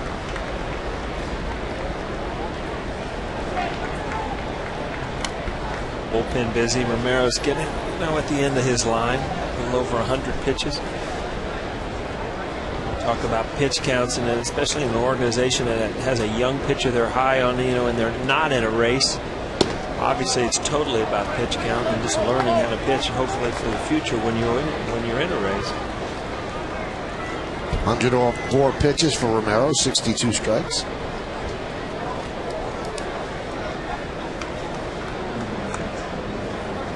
Cito going through matchups, see when he should bring in Sean Camp. The 2-2. High fly ball. Lynn comes in. And there were 2 outs.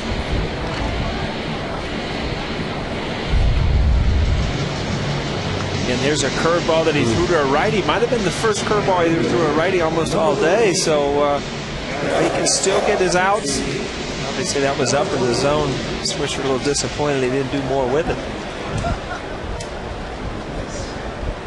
Nick did not like that cameraman shooting him right there. See that they put you in a cage when you make an out. Did you see that shot over there? You always took kindly to being shot in the dugout down there. Might have been the same cameraman too.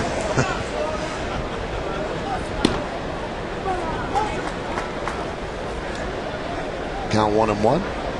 Hinsky struck out twice. Joe Girardi felt that this was a good matchup against the lefty Romero, but so far not. The 1-1. 1-2. He's had him. Phil Coke warming up in the Yankee bullpen. He's had him kind of in between. Hinsky's looking fastball. He got a couple fastballs, struck out on the curveball both at bats. Hot shot on one hop, knocked down by Hill. And a 1-2-3 inning for Ricky Romero, who has picked things up. 6 in the books. It looks like A.J. Burnett is done. The game's not. It's 3-3.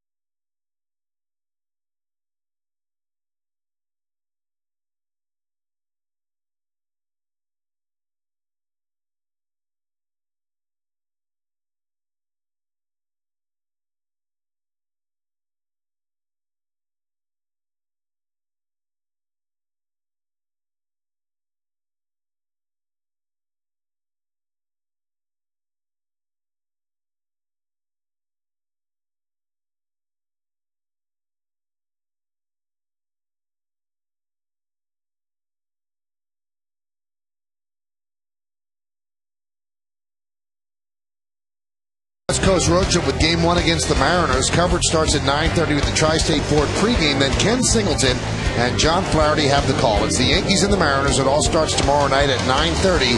It's only on Yes. Well, Joe Girardi makes the call to the bullpen, brought to you by AT&T. Your world delivered, and that call delivers Phil Coke to the mound. And he'll face Adam Lind, Lyle Overbay, and Vernon Wells. So A.J. Burnett had an odd game. He looked like he had really good stuff, but had some trouble commanding it. 3 wild pitches, I believe, in the game. And one of them costly turned a 3-2 Yankee lead into a 3-3 tie. That's where we are right now as we enter the 7th. So now it becomes a battle of bullpens. And with Lind and Overbay stacked in the order 3-4, it brings an opportunity for Girardi to bring in the left-hander. And Lind lost one to left field deep. Johnny Damon makes the play on the warning track, 1 away.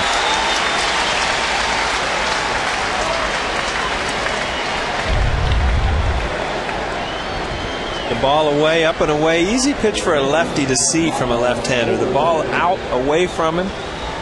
Takes a chance, goes after the first pitch. And it's amazing how hitters now, when they fly out to the warning track of the wall here, it's almost like they expect everything to go out, and they almost like double take that it didn't go out. So definitely a hitter's park in the hitter's eye.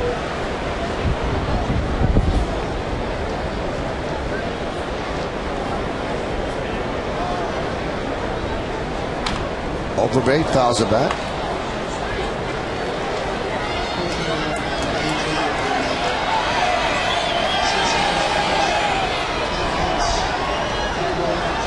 Brad Arnsberg talking to the bullpen.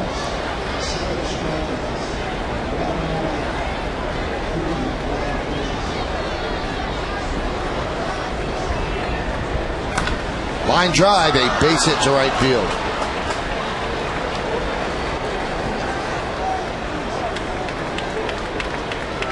Coke backs up the throw.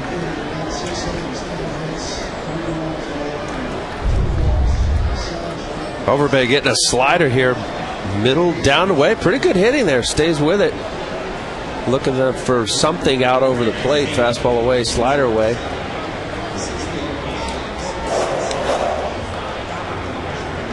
Well, they bring in Coke to get the 2 left-handers. He only gets 1 of them. So Joe Girardi now signals to the bullpen for David Robertson. It'll be Robertson against Wells. Game is tied at 3. 1 out in the 7th. Stay right where you are on Yes.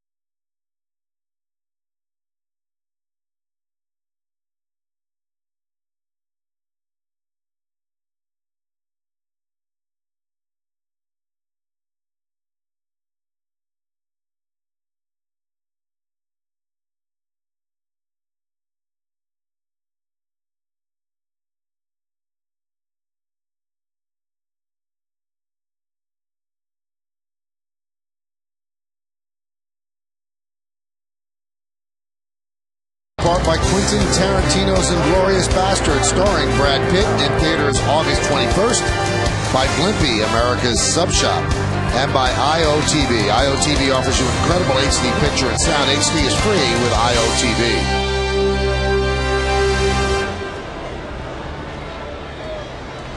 Well, there's been a lot of rain here in the inaugural season of this Yankee Stadium. And what a great giveaway last season, the final season of the old Yankee Stadium. David Robertson comes on. 46 strikeouts in 32 innings. He's going to face Vernon Wells. Runner at first base. That's Lyle Overbay. And a strike to Wells. I was wondering when I watched Coke leave this game. I mean, he's coming out of the bullpen.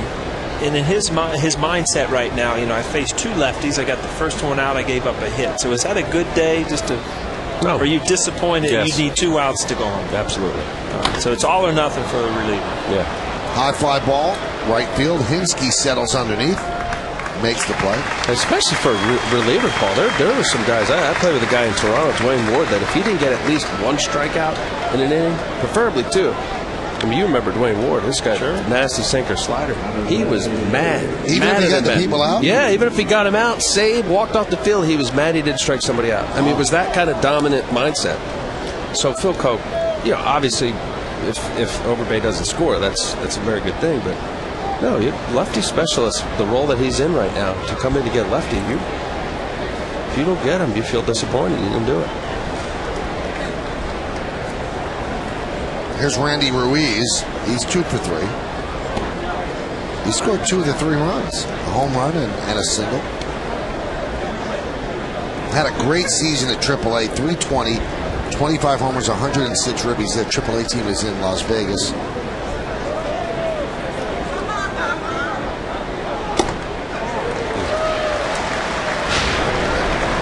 Again, that's quick. I mean, that was no added sound. It just quick bat, a lot of power.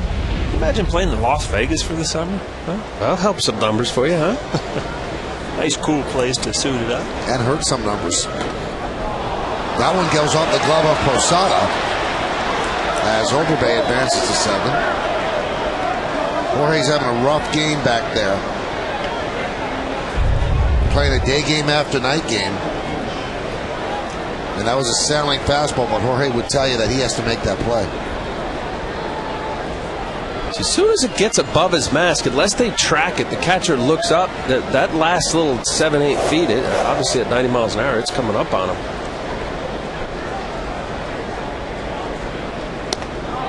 In order to do it the way he'd like, he would normally see a catcher literally stand up to catch it, because you don't want your hand to be up and not being able to see the last few feet and get hit in the wrist.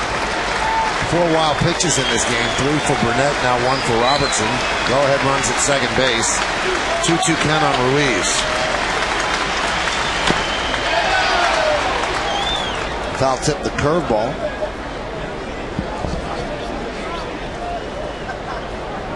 Those are the numbers we told you about. And a .392 on-base percentage. How about 11 years in the minor leagues, Michael? 3 separate batting championship titles. 70 extra base hits. He had 42 doubles.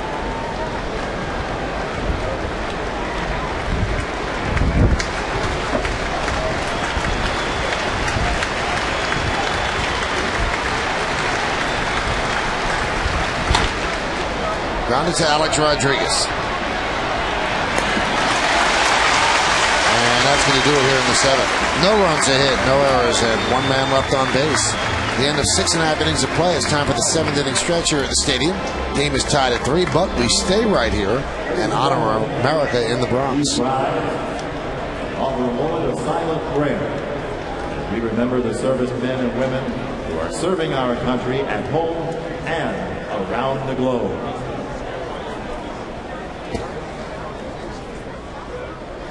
Now please join Kate Smith as she sings God Bless America. God bless America, land that I love. Stand beside her and guide her through the night with a light from above.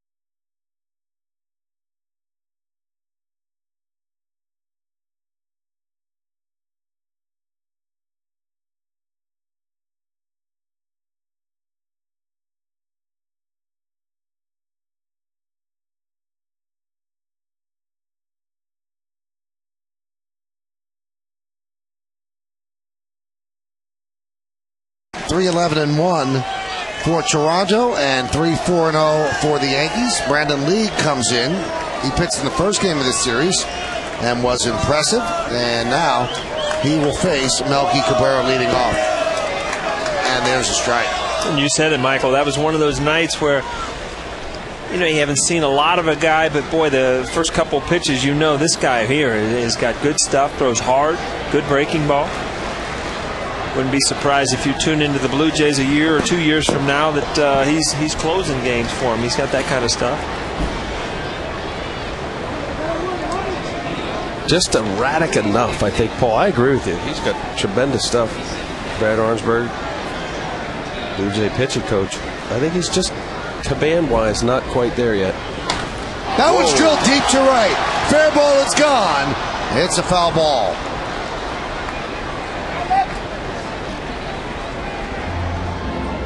Well, they've announced the attendance here at the stadium, 47,113, and a lot of them thought that was gone. Melky knew it wasn't.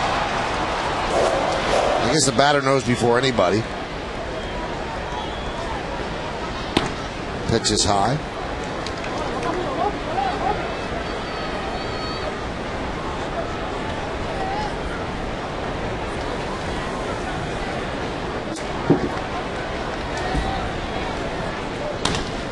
Chopped right back to League.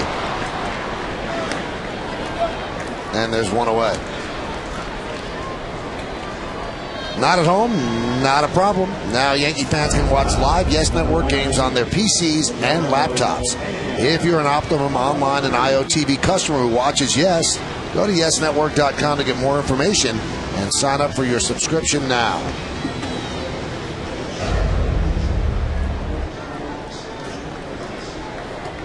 Here's Ramiro Pena batting in Derek Jeter's spot. Derek, in the first inning, was hit by a pitch on his back foot, the right foot, a breaking ball from Ricky Romero.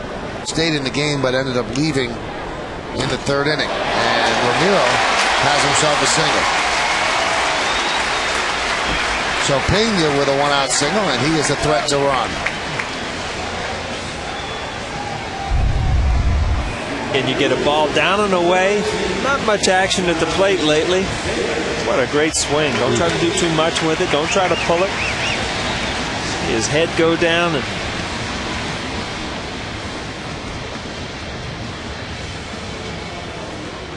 good feeling when you can start off a game where you don't play a lot. You get a couple of ABs. You get a big hit. Your team an opportunity to go ahead late in the game. Here's red hot Johnny Damon, 2 for 2, double home run and a walk. He hits that one to center field. Vernon Wells is there. It's going to take a jolt to get a ball out to center field today with the wind blowing the way it is. So there are two away.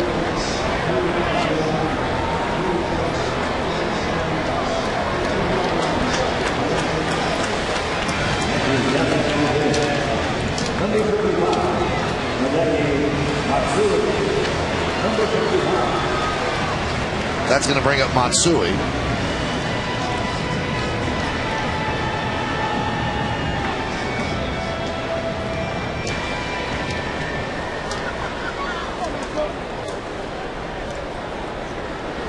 Matsui had an exceptional at bat last night in the 8th inning against Jesse Carlson. So many people were talking about that before the game today. How he worked the count, pulled the ball foul, stayed with it, and then hit that home run that tied the game, and promptly followed a Posada home run, followed by a Posada home run to give the Yankees a lead for good.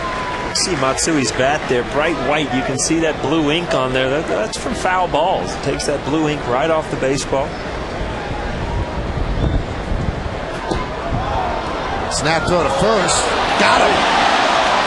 Pena strayed too far, and Chavez showed off that arm, and he guns down Pena on the pickoff for the final out of the 7th inning. No runs, a hit, no errors, and because of this pickoff, quick tag by Overbay and a good call, and nobody left on base. We go to the 8th. It's 3-3.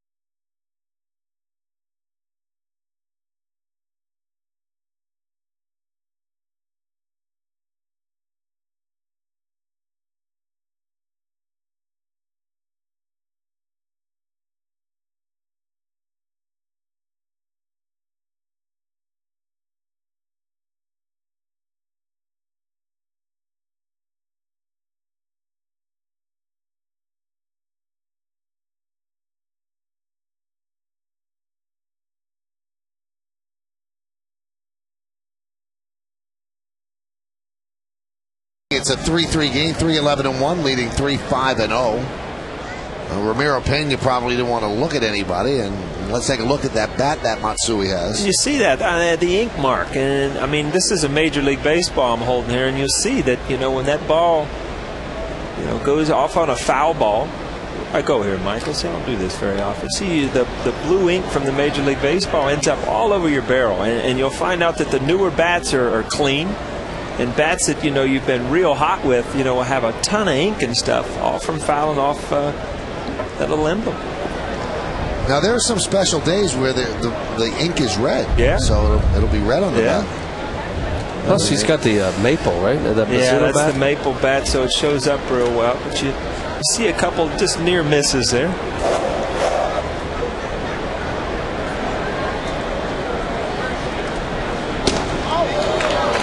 We're right by Encarnacion. Now we took a close look at that pickoff at first, and the ball clearly beat Ramiro Pena back, but you wonder, did he actually tag Pena? Well, he does a swim move here. He pulls his hand back.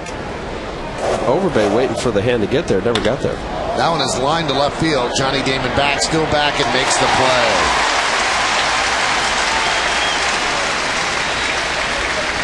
I've always said as an outfielder, you got to know whether you go back on the ball or you go forward on the ball better. And watching Johnny Damon, he gets back on the ball very well. He's got a lot of plays in this series, and in the Boston series, he made a couple good plays going back towards the wall.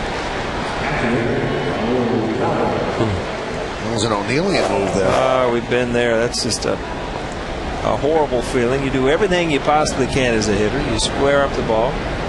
Next thing you know, you got somebody playing somewhere he shouldn't, or too deep, or too shallow, and ends up catching.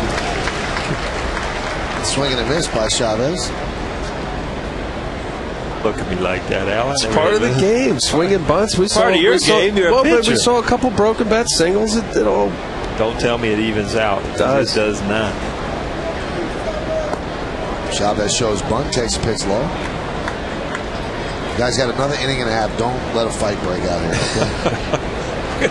Liven things up in here a little bit. See, he recovered a lot better than me. He's smiling already.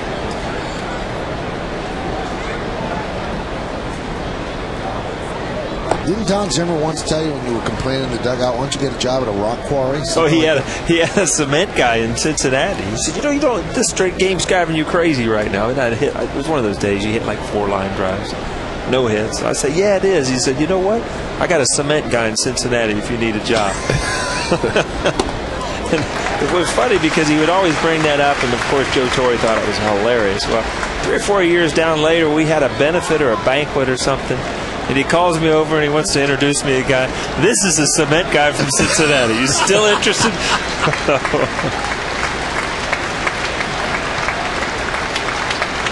So he wasn't just talking out of school. He actually had that job for you. That's right.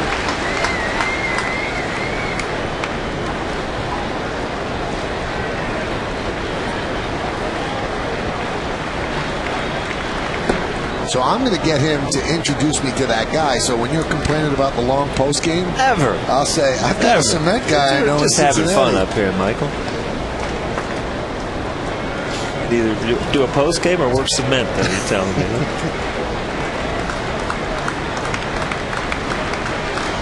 The 3-2. Ouch. And that got Jorge's bare hand. And Joe Girardi knows the feeling. He's quickly out to talk with his catcher. So is Gene Monahan. Oh, my. Taught to keep the hand behind their right thigh. Oh, perfect. Right where his hand was.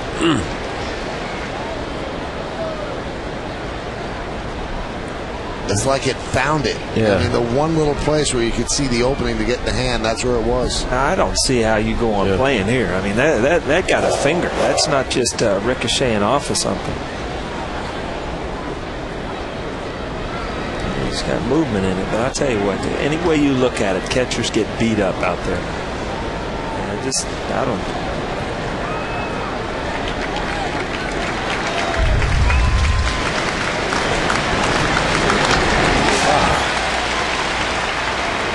You look at old catchers' hands, and you could tell they were catchers. Now you see a catcher, they're taught to put their hand behind their right thigh, but with a runner on base, normally because they're anticipating a possible run, stolen base, they got their hand a little closer where it's not protected.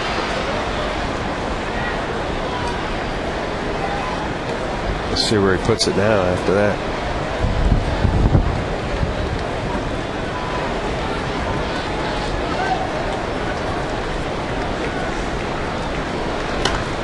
Popped up.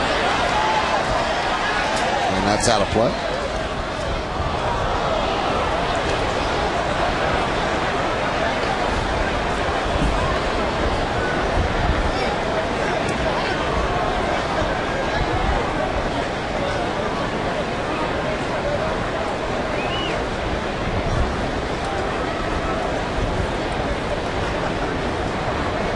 Phil Hughes going in the bullpen. Robinson picked up the win in last night's game, just 1/3 of an inning. That's the way to get a win. Fouled away. Refer to that as a vulture win.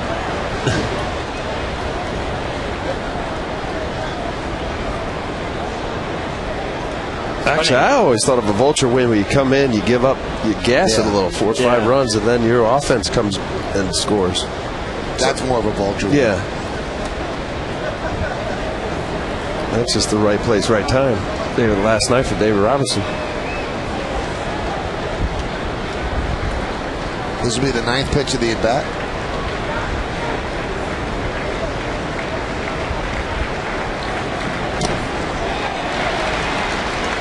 And Jorge still didn't put the hand behind the back. If you saw, it was like resting on his thigh, same spot. Habit. Right there, see? That was close. No, those don't feel too good either. When you go off the heel of the glove or there, you know, that kind of vibrates through the hands. One of those days behind the plate for Jorge. A lot of foul balls, a lot of balls in the dirt. Breaking ball just missed. And a walk to Chavez. Today and throughout the Yankee season on Yes, we're allowing you to vote along with the 3 of us here in the booth for the Chevy player of the game. Text your vote to 58772. And today's candidates are number 1, Johnny Damon, number 2, Robinson Canó, number 3, Randy Ruiz, number 4, Raul Chavez. Vote now. Make your voice heard. Standard text messaging rates apply. That's a hard-fought walk by Chavez, and here's Joe England.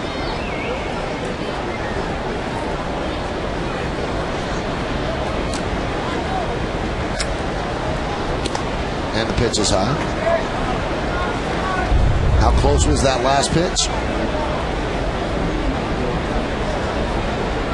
Guess they thought it was a little high. Way out of the zone. No, that was up.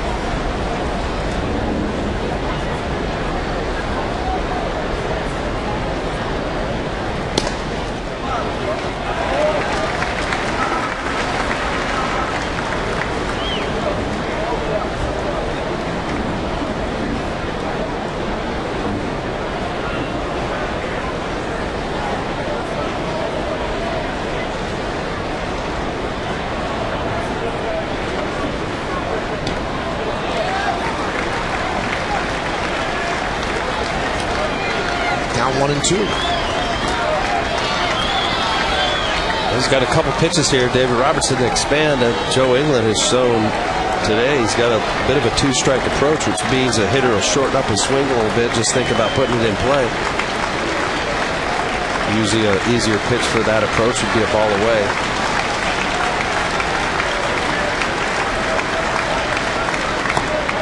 He struck him out. Breaking ball. 2 away.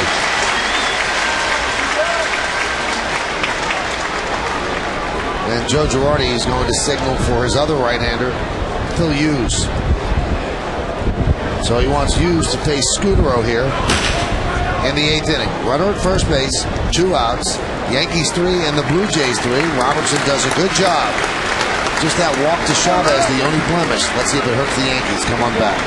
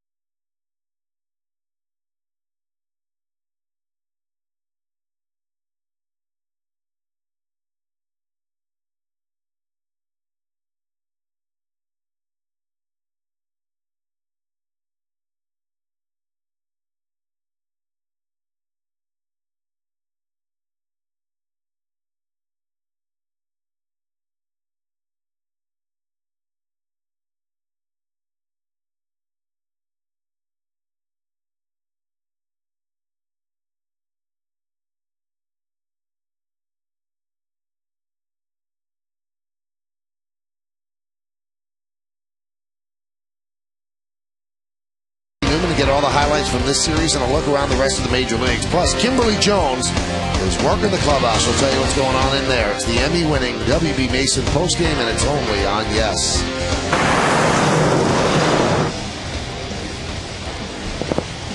So, Joe Girardi takes out a guy who's a strikeout guy in Robertson and brings on Phil Hughes, a guy who throws a little bit harder, 71 strikeouts in 65 and 2/3 innings. And he's going to face Marco Scudero. Now we'll ask, Kim will ask in the postgame, why'd you take out Robertson there? And I'm sure that Joe has his reason, lifting one righty to bring in another. I think it may be a bit of a matchup. Obviously, the style of pitcher that Hughes is, fastball slider. Robertson, fastball curveball. Scudero's 1 for 6 lifetime, 167 batting average. Maybe that has something to do with it.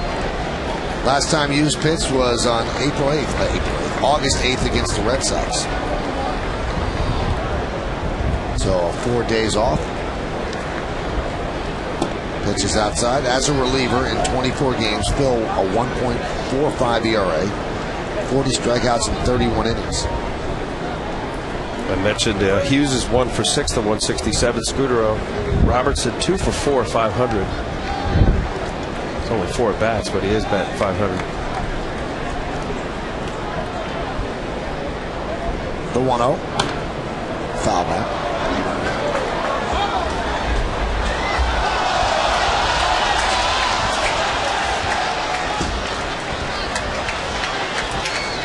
Now, Girardi wanted to give Hughes a little bit of a break and didn't pitch him on Sunday night against the Red Sox. And a lot of people will raise their eyebrow. Well, why keep in Coke to face Victor Martinez? And, you know, one answer would be you turn him around to the bigger part of the ballpark. Martinez ended up hitting that home run, and Joe just wanted to give Phil Hughes another day's rest.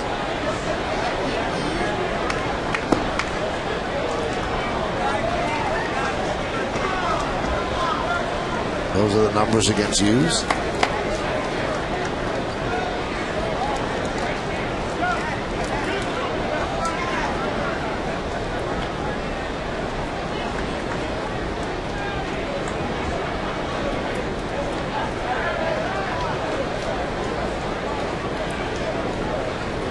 Scudero is 1 for 3 with a walk.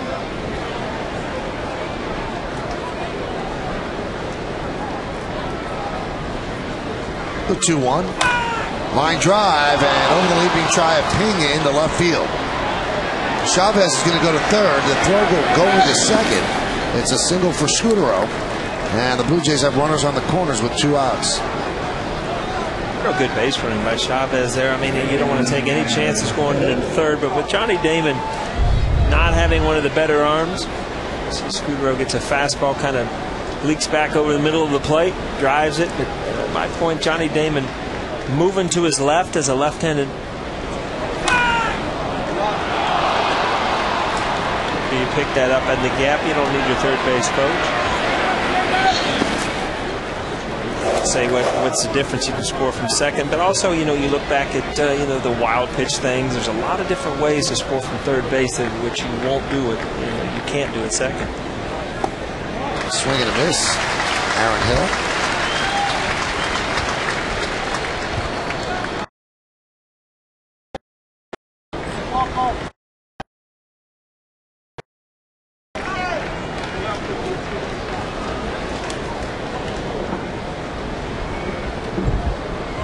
And the 0-1. High fly ball, right field. Pinsky's there, and he'll put it away for the final out of the inning. No runs, 1 hit, no errors, and 2 men left on base. We go to the bottom of the 8th inning. The game is tied at 3 on Yes.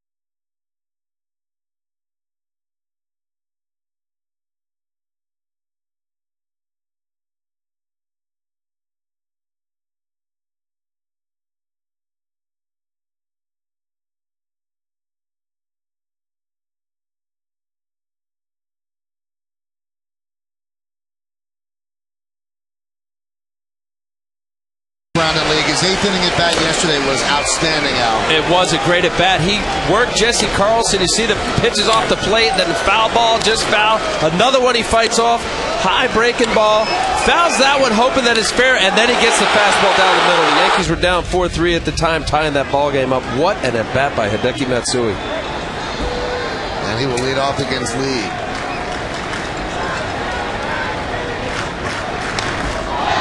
High fly ball, right field. And right there is Inglett, one away.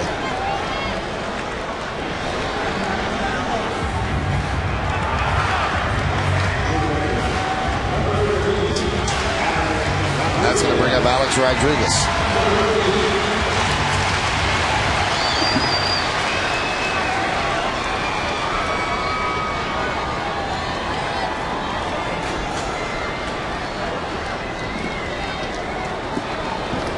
A-Rod 1 for 3. And a fastball strike, 96 miles an hour.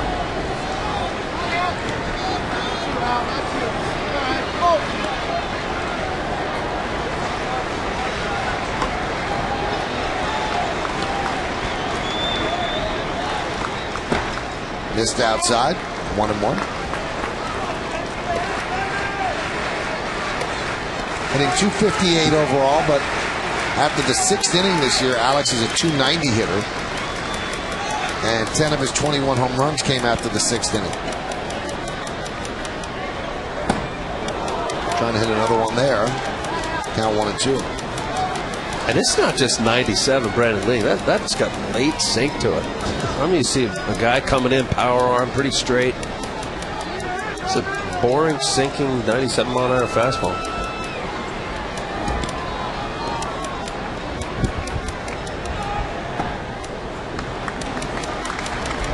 Count 2-2.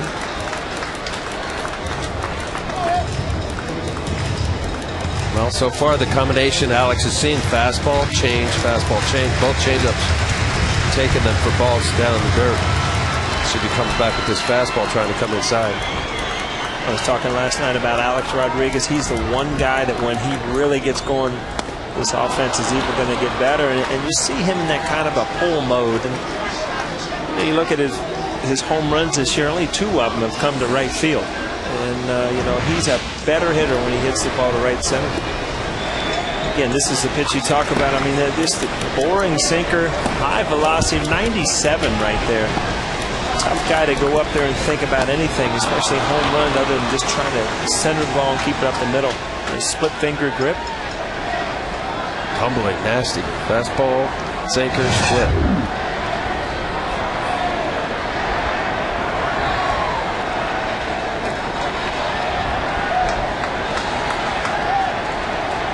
Here's Posada. He is 0 for 3, but has driven in a run with a ground ball in the 1st inning.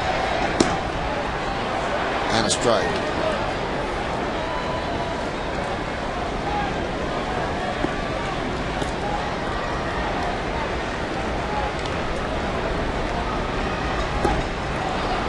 And the count 0-2. League's really dealing, throwing strikes, working quickly.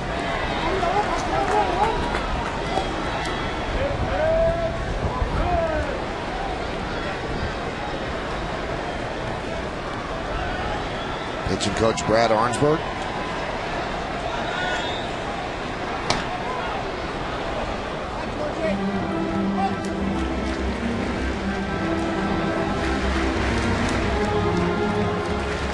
Yeah, very seldom do you see a combination of a power arm, what League has, a 97, and then a split finger combo.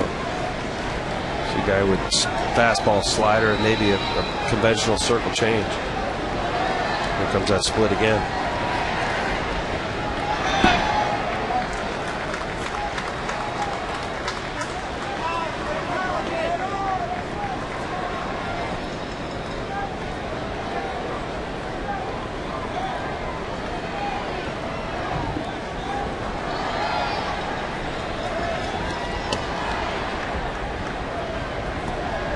Check swing by Posada. Ball down and in. 2-2.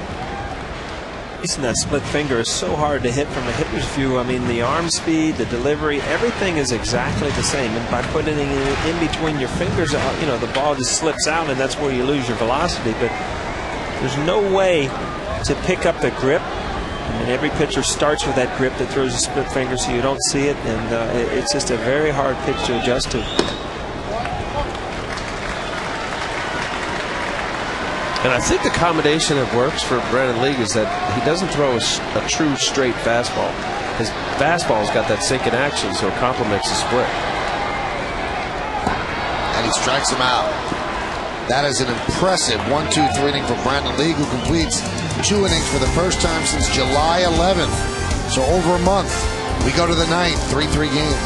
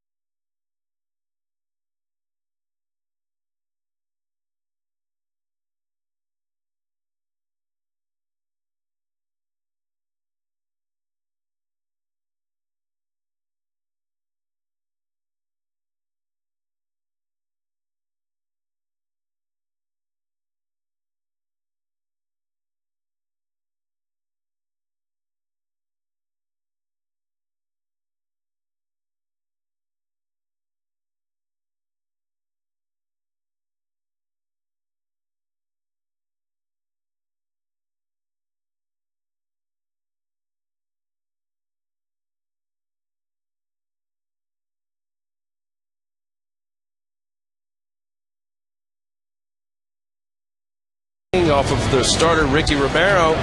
Little slider on the inner half. He knew it right away. That was his 18th home run of the year, way up in there in the second deck. The Land Rover drive of the game, Robinson Canó. Well, the Yankees are going to win this game. They're going to win it in walk-off fashion as we enter the 9th inning. And here's Adam Lind against Phil Hughes, and the pitch is a strike. The Yankees were tied after 7, and in games in which they've been tied after 7, the Yankees are 11-0 this year. They're trying to make that 12-0, 3-3 here in the 9th. Lind, Overbay, and Wells. Grounded foul on the breaking ball.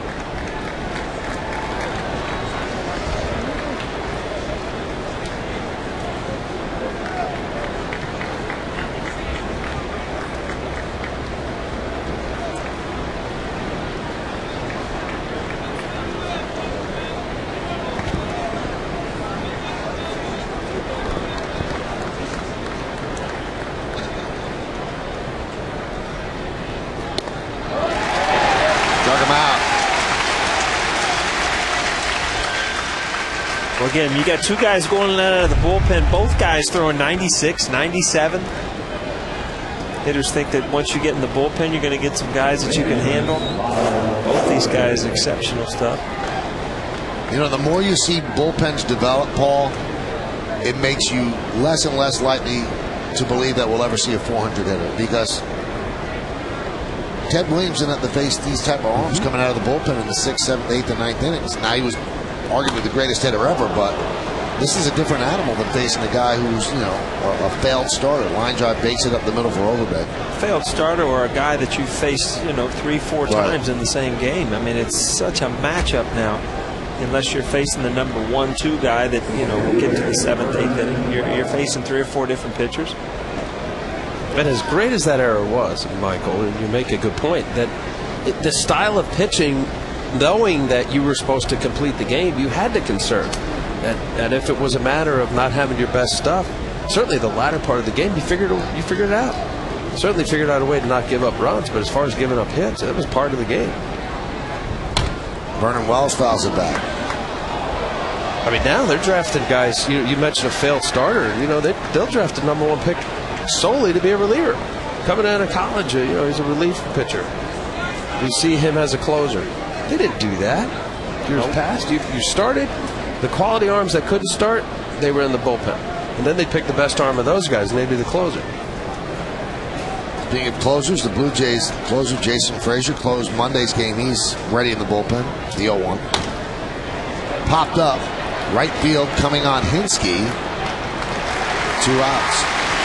And if you look at your playoff teams and World Series teams, that 6th inning, certainly 7th, 8th inning, those are the teams that have the best bridge to a superior closer, teams that either win or certainly are playoff teams. It's become that specific.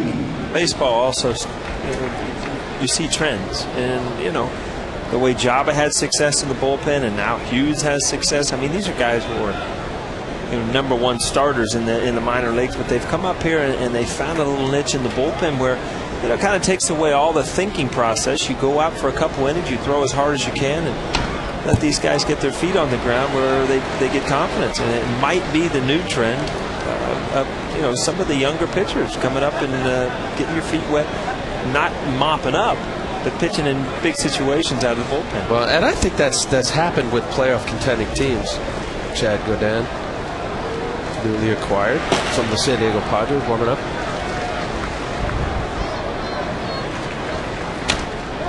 I mean, you look at teams that are out of it or not playoff contending teams, they'll take their bumps and bruises with guys, young kids that come up and just giving them the big league experience and hope that it doesn't hurt their ego too much if they're ready for the following year.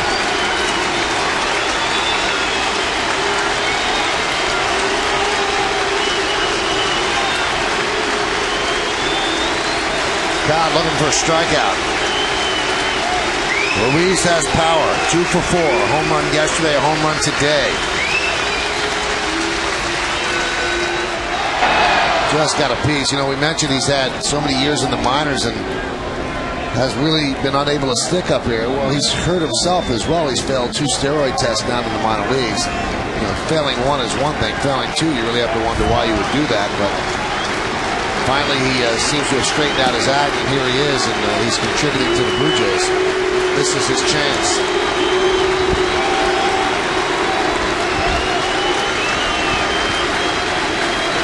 And the 0-2. He struck him out. Looked like a tight slider. 90 miles an hour. And Hughes works out of the 9th. No runs a hit, no errors, and 1 man left. Yankees will have a chance to win at the bottom.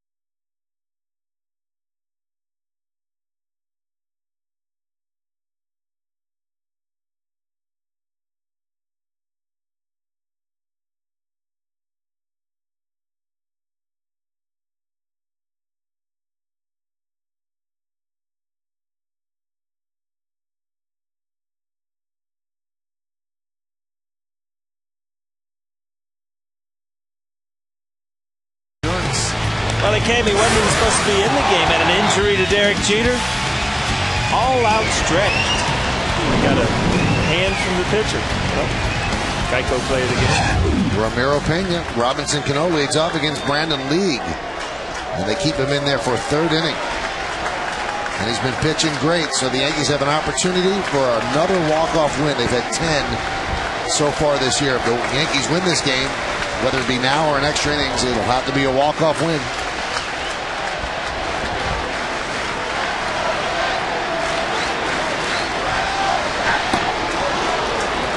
One and one. Well, the Yankees at home, 40-18. So that means 25% of their wins here at Yankee Stadium have been walk-off wins. They certainly have a flair for the dramatic, and they believe they can do it, which is part of the solution when you know you can do it. If you conquer that, you do it more often. Count 2-1. Now, the last time that League threw more than 2 innings was July 21st of last year. He threw 2 1/3. So they're asking him to do something he hasn't done in a long time. The 2-1. 2-2. 97-87 combination of what Brandon League is showing these Yankee hitters right now. The explosive fastball with a very good split finger that's dropping out. 26 pitches for League.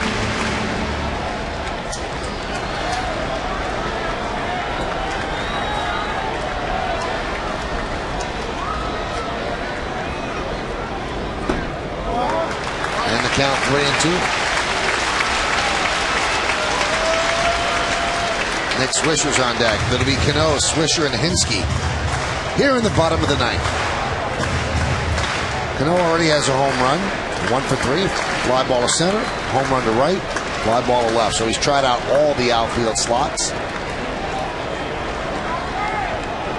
And the 3-2. Rounded to second. Hill's right there. And there's one away.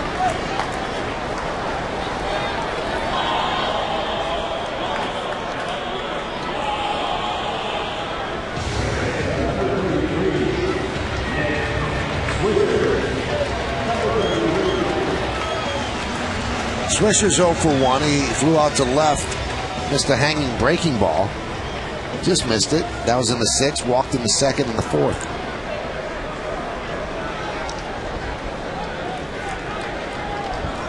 Is it hard not to think about wanting to be the hero, Paulie? It absolutely is. This time of the, I mean, everybody knows how you want to end the game. I mean, you've dreamed about it in the backyard since you've been about 5 years old. So sure, I mean, and you got to realize that there's only so many pitches up there that you're able to drive out of the ballpark. So you got to put it back together. That one was booted by Hill, but he stays with it. He's had some trouble there at second today, and there's 2 away. Well, after the final out of this game with Toronto, don't miss the WB Mason postgame with Nancy Newman to get all the highlights from this series and look around the rest of the majors. Plus, Kimberly Jones gets you the quotes from the clubhouse at the Emmy-winning WB Mason postgame. It's only on Yes. It's almost as if we asked Joe England to stand right there, right perfectly in the middle of the WB Mason sign. Here's Eric Hinsky, a rare start for him, 0 for 3 so far today. You know, when you play right field, you have to stand in that little brown area where you're supposed to stand out there in right field. You're not allowed out of there. And that's where he is. He's got both feet in that brown area. See that? Right fielders wear out of spot. League trying to do something he has not done since August 7th of 2006. Pitched 3 innings. And there's a strike to Hinsky.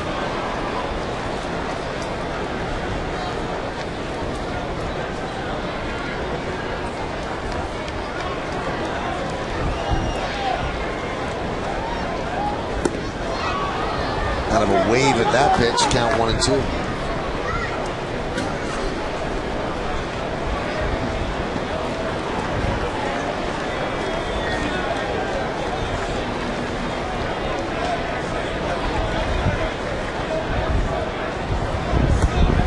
Missed inside. 2-2.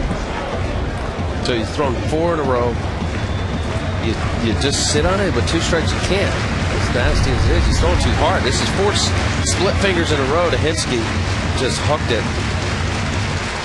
Hard for Hinske not to look for a fastball.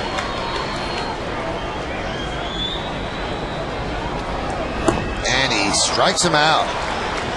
Brandon League has been lights out. The Yankees go down in order in the 9th inning. Free baseball coming up as we go to the 10th inning. Extra innings. It's a 3-3 game.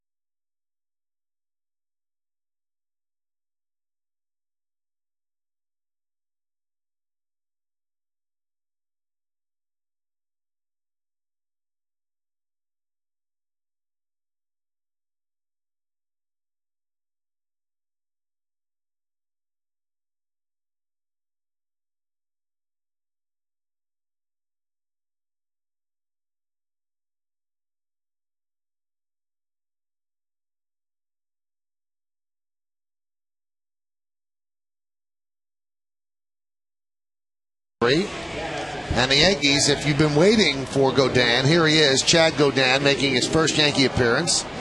Those numbers with San Diego, 20 games, 4-10, 5.13, a hit per inning, a strikeout per inning, and a little under 3-to-1 or 2-to-1 strikeout to walk ratio.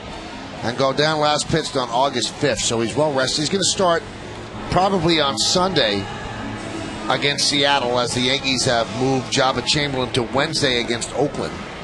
So you'll see Mitre on Saturday and Godin on Sunday for the Yankees. So this is Godin's first turn in pinstripes. Of his 20 appearances with the Padres, 19 of them were starts. He's been around a while. He actually started with the Blue Jays, played with the Cubs, Oakland. Kind of a guy that's going to show you all of his stuff. He's pretty good fastball, low 90s. He works from the first base side of the rubber, and he deals to Encarnacion foul back. The interesting thing about Godin is that he can be great, but he's inconsistent. This year, he actually was a National League Player of the Week. At the end of May, he was 2-0 with a 1.20 ERA. He had 20 strikeouts in 15 innings, but then he could just simply lose it as well. Fouled away.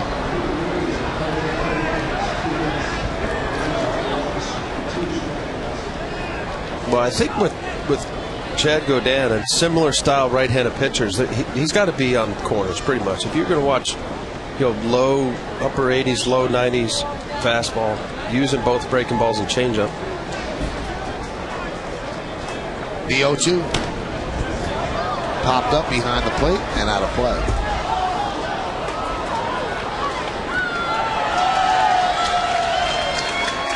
Those are his career numbers. 4.58, 3 games under 500. Actually had a start for the Padres at Texas on June 28th. 8 innings, 1 hit, 9 strikeouts. That's against a great Texas offense. The 0-2. Now, we're not trying to make him out to be more than he is, but he does have the potential to turn in a gem. And other times he gets slapped around 1 or 2 innings. And he lost his big goatee. That's a requirement here.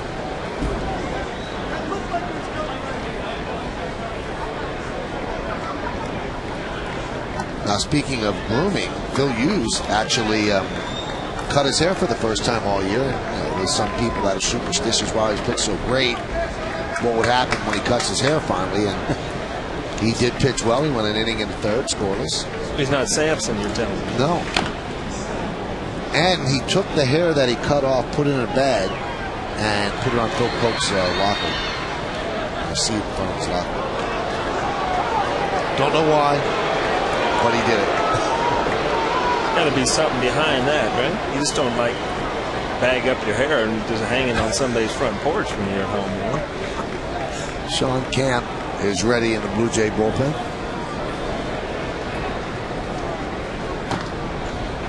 Encarnacion really battling go down. They probably saw each other in the National League. Encarnacion all year until recently was with the Cincinnati Reds. Go down with the Padres.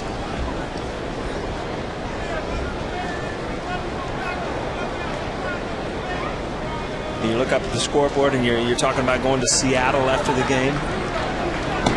Yankees have caught a couple breaks lately. They're playing well, obviously, but you know they missed Roy Halladay this series. You see that Hernandez, Seattle stud's throwing tonight, so they'll probably miss him the next series. So every once in a while you catch some breaks as a team. And the Yankees also caught a break where Rios was traded, right? 20 minutes before the first pitch, and he has always hurt the Yankees, so they didn't have to face Alex Rios, and as Paul said, they didn't see Roy Halladay.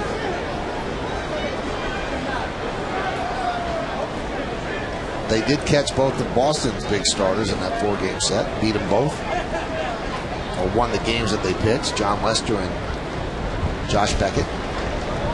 3-2. Popped up. Looks like Godin's going to win that battle. Posada called off by Nick Swisher. One away.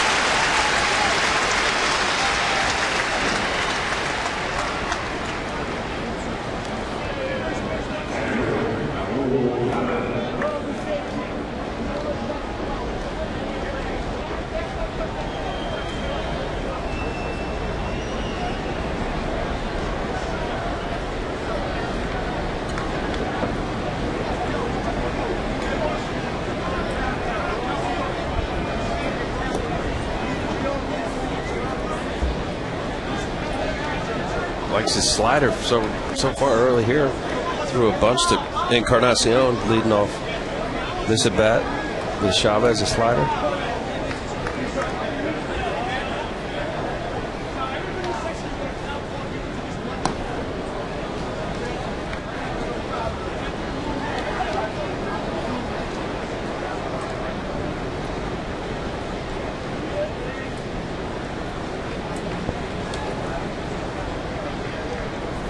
Duo count on Chavez.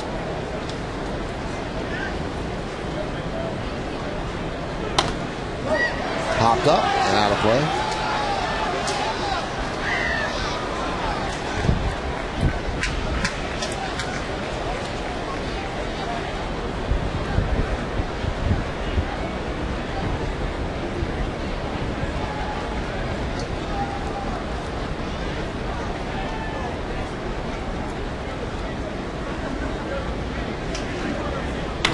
Line drive down the left field line. It's a base hit. Cutting over is Damon. Cuts the ball off before it goes into the corner, and he holds Chavez to a single. Nice play by Johnny Damon.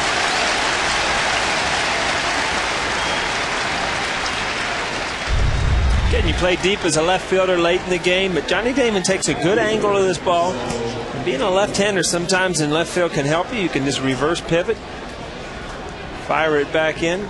Kept Chavez at first base. Big play.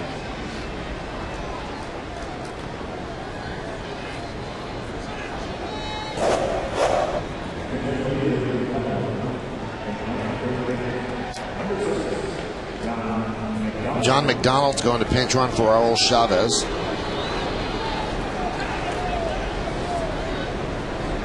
As Cito Gaston wants to make sure that his runner is able to score on an extra base hit. Rod Barajas will catch in the bottom of the inning. Here's Joe Inglet, 1 for 4. Right in on the fist of Inglet. Foul back.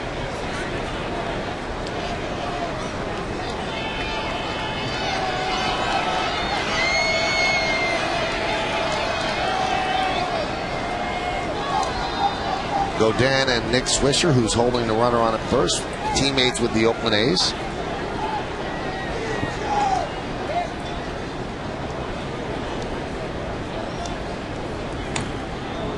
Nub foul. Think about teams, players that get traded to teams in it or out of it. Godin just made up 22 wins. The Padres in last place of 48 and 66. Here he is in the pinstripes. The Bronx, first place. It's got to be a good feeling for him.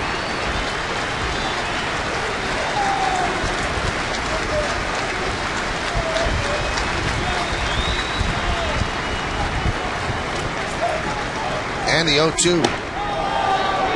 Check swing. They say he did not go. 1-2.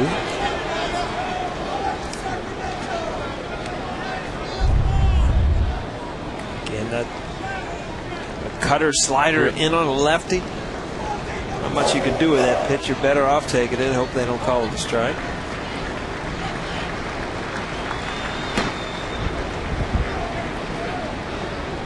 John McDonald, obviously faster than Chavez.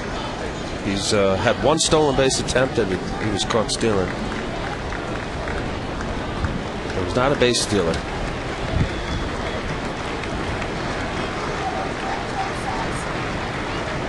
He struck him out. England goes down on strikes for the third time today. Change up right here after the little cutter in on his hands. Dipping, diving down away. Nice pitch. The very end there, England just hoping he could get some kind of piece on it.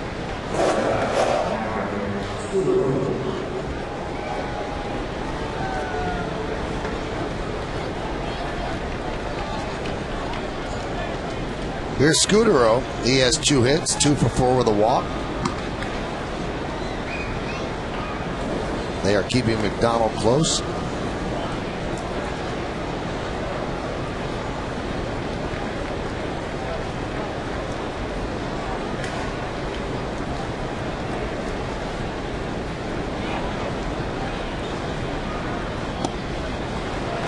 Breaking ball strike.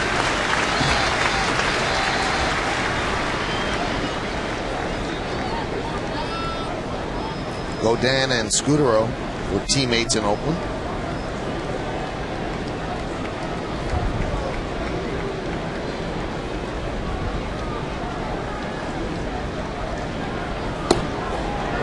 Strike with a fastball.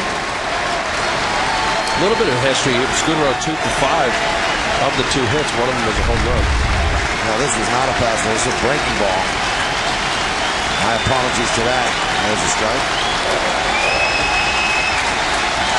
Godin getting his first taste of the sound of Yankee Stadium.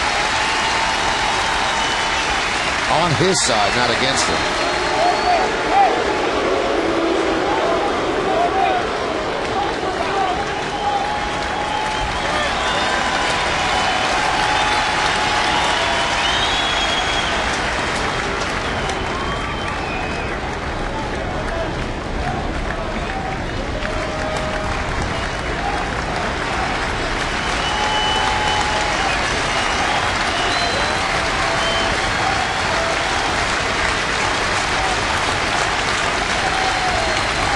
And the 0-2 fouled away.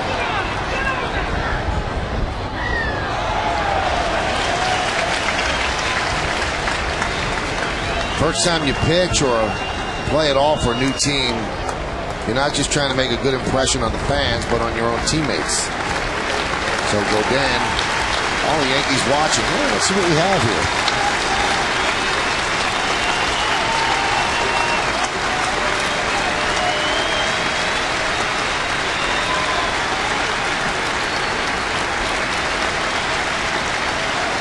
And the 0-2. There's his fastball high.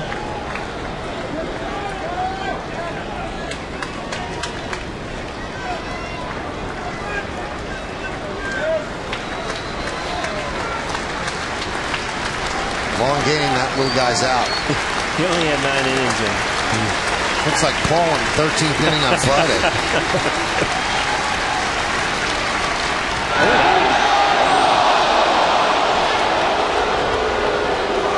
Last thing you want to do is get picked off as a pinch runner. Barely off. Element of surprise right there. Many times you see a runner knowing that he's not far off, thinking that a pitcher won't throw over.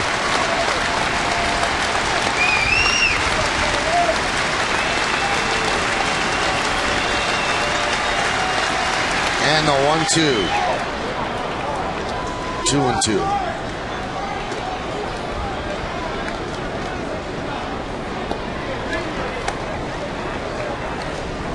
You know that the Red Sox are in their clubhouse right now. They're watching this game. So Tampa Bay's not at the ballpark yet. They're on the West Coast. But the Red Sox will host Detroit tonight. Beckett against Galarraga. Tampa Bay had a day game there. Getaway day? Not sure.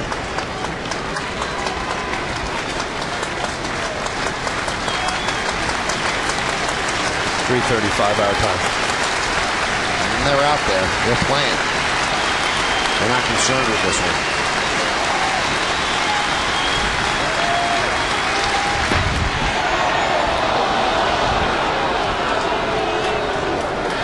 Boy, this is a tough battle right here. Godin showing Scudero his whole arsenal with it. Fastballs in, trying to elevate, make him chase.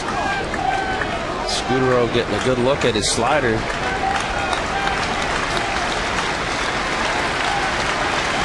Runner goes, 3-2. Strike three, Scudero. Down looking. Breaking ball whispering across the outside corner. So a good first inning as a Yankee by Chad Godin. No runs a hit, no errors, and one man left on base. Yankees have another chance to win in the bottom of the 10th.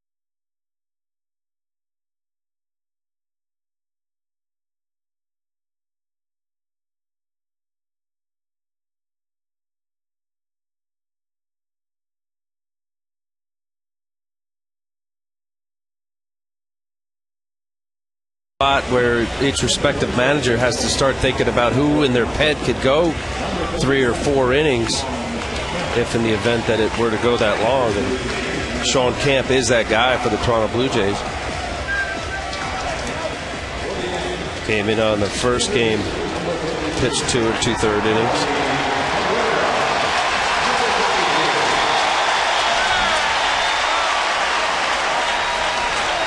Well, Melky Cabrera, who's been the king of the walk-offs this year, he leads off against Sean Camp. It'll be Cabrera, Pena, and Damon. Missed outside, 1-0.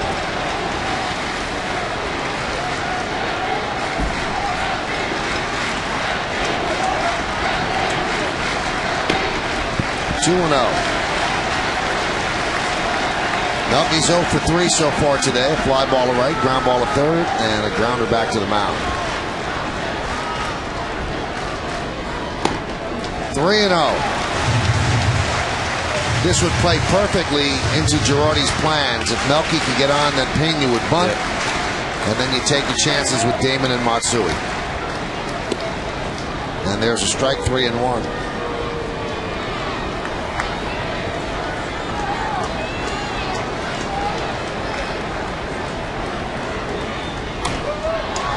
Skied the other way and out of play.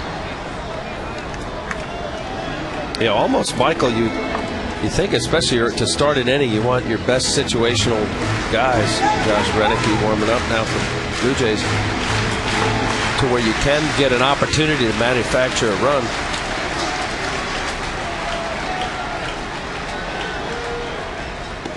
And a weak wave at a pitch out of the strike zone. That would have been ball 4, 1 away. Now that's just back to your point. You know, you want to do too much as a hitter. This ball clearly out of the strike zone. So you get in a hitting mode. You want to do some things that end up kind of going out of your comfort zone to try to be the hero. Well, Melky doesn't get on, so with Pena due up, the Yankees will go to the bench, and quite a nice bat to pull up the bench. Mark Teixeira, who did not start today, just had a day off. Leads the American League in home runs with 29, having an MVP caliber season. And he will pinch hit for Ramiro Pena, who came in the 3rd inning for Derek Jeter, as Jeter's right foot was bruised on a pitch in the 1st inning by Ricky Romero. The shift is on for Teixeira, and the pitch is outside. 3 infielders on the right side. Only Encarnacion playing where the shortstop would be on the left side.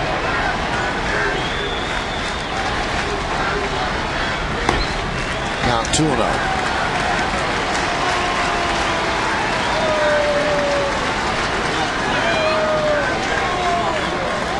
Only 3 pinch hits.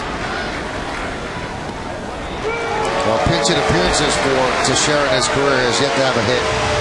Well, he's pitched it like he does not want to face him. 2 changeups in a row and a 2-0 count. Just throwing a little high fastball off the plate. Well, he has 1 walk as a pinch hitter.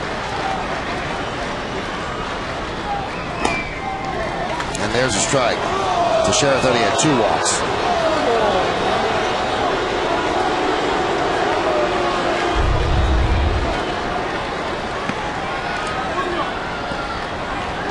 Ball 4? Oh, sorry, man.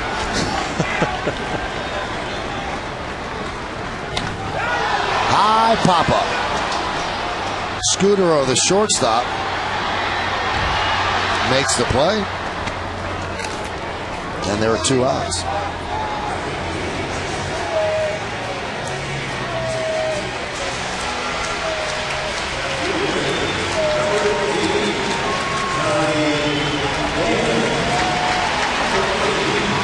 There's Johnny Damon.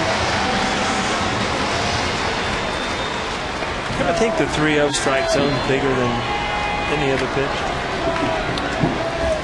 Depends on who's umpire, but no, I think since Quest Tech they've been much more realistic with not calling a ball off the plate. And I think for the most part, watching Joe West today, he's been right on. I thought that pitch was a little bit off the plate. Well, Camp has worked behind all 3 Yankee batters. 3-0, 3-0, now 2-0.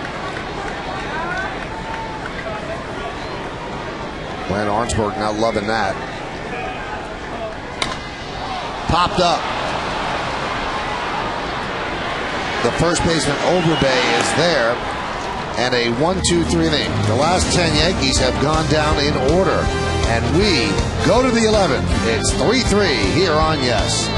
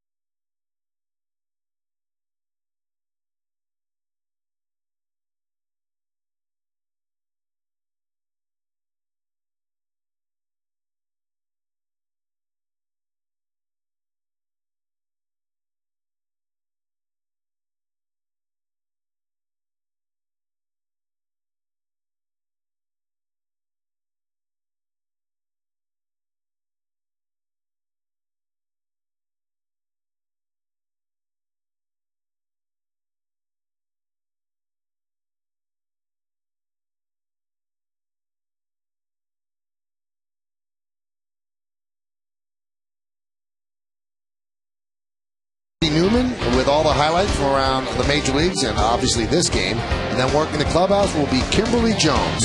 It's the Emmy-winning WB Mason postgame only on Yes. Walking past the sign is the new right fielder, Nick Swisher. The new first baseman is Mark Teixeira, so his day off is now by the boards. And Jerry Hairston Jr. is a shortstop. Chad Godin still in there as we go to the 11th. And he starts off Aaron Hill with a pitch inside, 1-0. Tell you one thing, you see the scoreboard there that kind of catches your eyes is the hit column. I mean, the Blue Jays 14 hits, the Yankees only 5. You in an extra inning game. Nick Swisher's there. There's one away here in the 11th.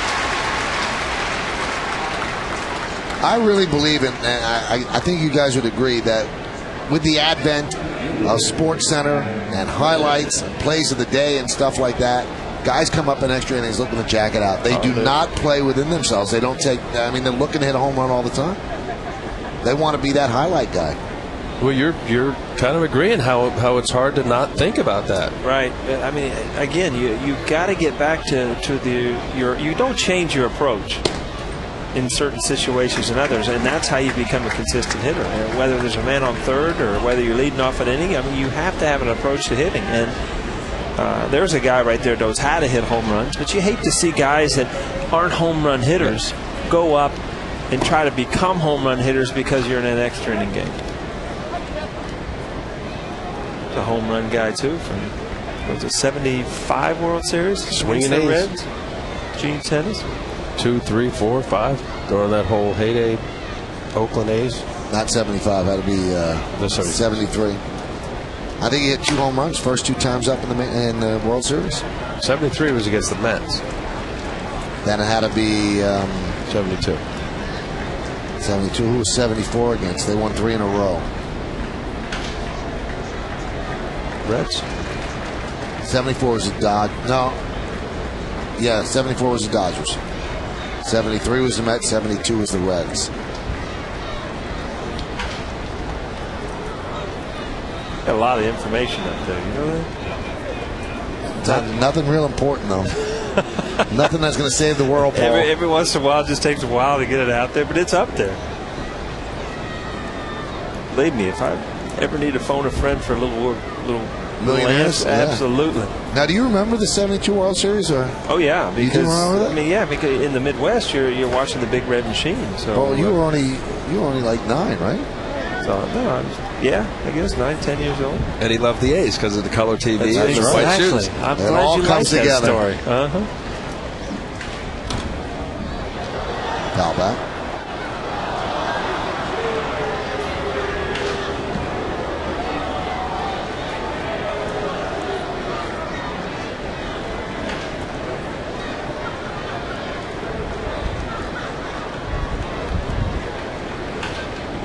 And the 1-2.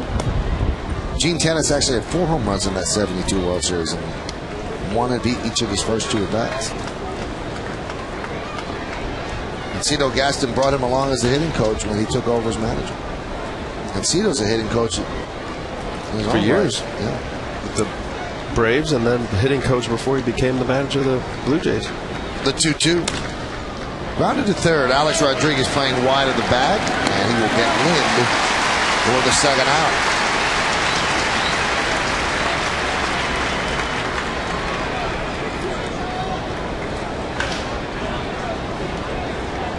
Crowd of 47,113 here at the stadium. Many of the camp groups have left.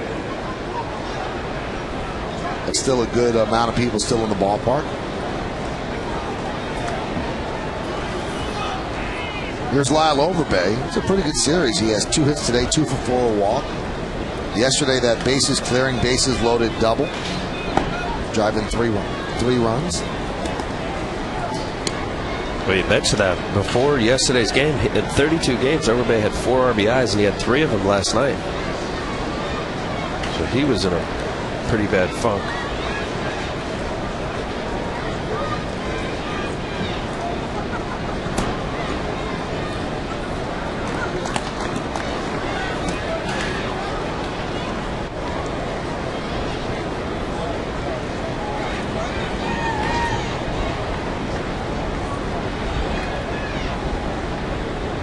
Count 2-0 on Overbay.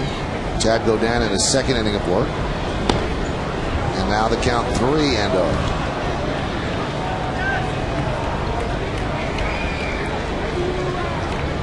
Not saying they're pitching around Overbay, but I'm sure they wouldn't mind Wells playing to the bigger part of the park against a right-handed pitcher in Godin. Have to be careful on this 3-0. And they are. Pitch is outside, so a walk to Lyle Overbay with 2 outs.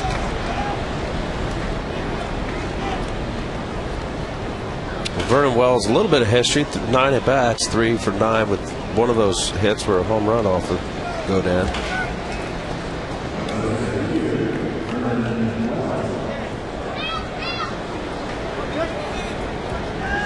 Vernon is 1 for 5 today. Struck out, single to center, grounded to short, and 2 fly balls to right. And a strike.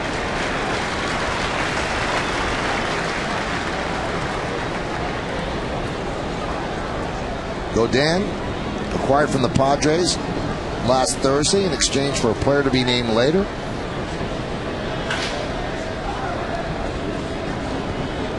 And he's going to start one of the weekend games, in all likelihood Sunday, against the Mariners. Big healthy cut. Now 0-2.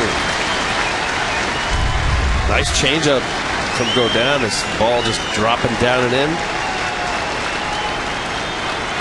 Vernon can't do anything with it.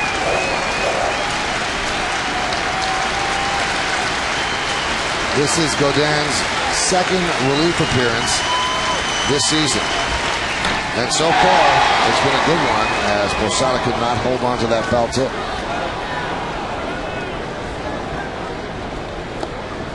.40 pitches for Godin. I always thought 41 was a great pitcher's number. Maybe it's because of Tom Seaver. Just a good pitcher's number. Solid. 40s, yeah, the pitchers used to be in the 40s. 30s and 40s, right? Sandy Koufax, 32. The 0-2.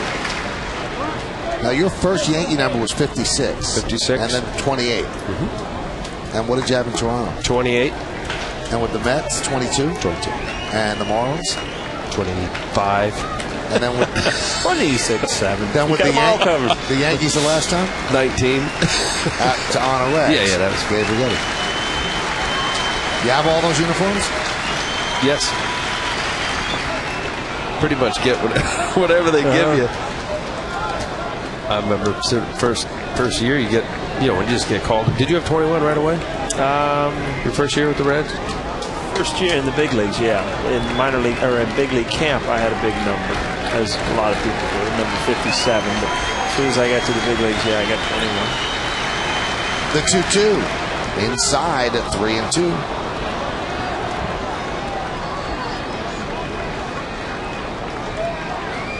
My little league number was always the number 1 for Bobby Wilson. Was it? Yep. You don't look like a number 1, though. Yeah, it looked very small on that back.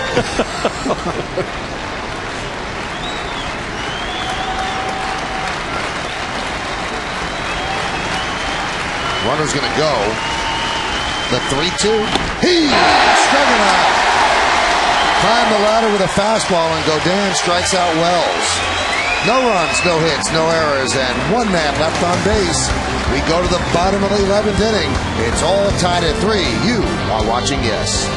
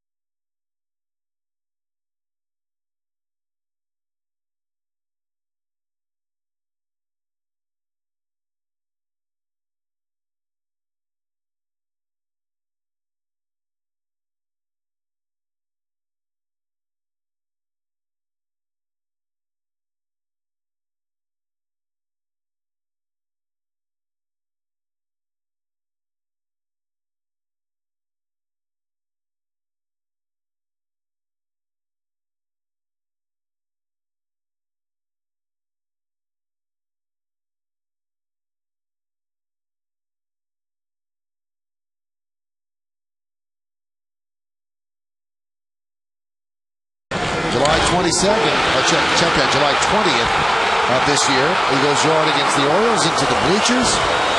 Hat goes. He goes into the crowd. And the Yankees go home winners. So they have the heart of the order right now. Matsui, Rodriguez, and Posada.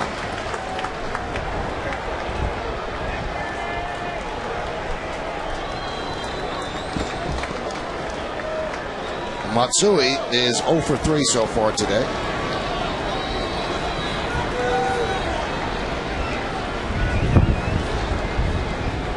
And the pitch outside.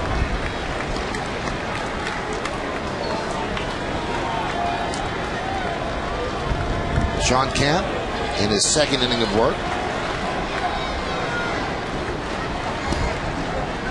And the count is 1-1.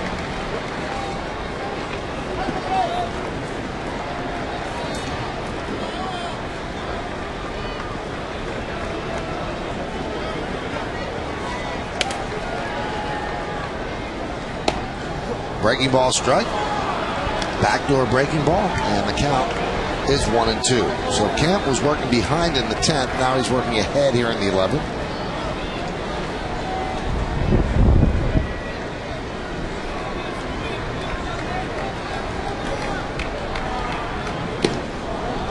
Count 2-2 to Matsui.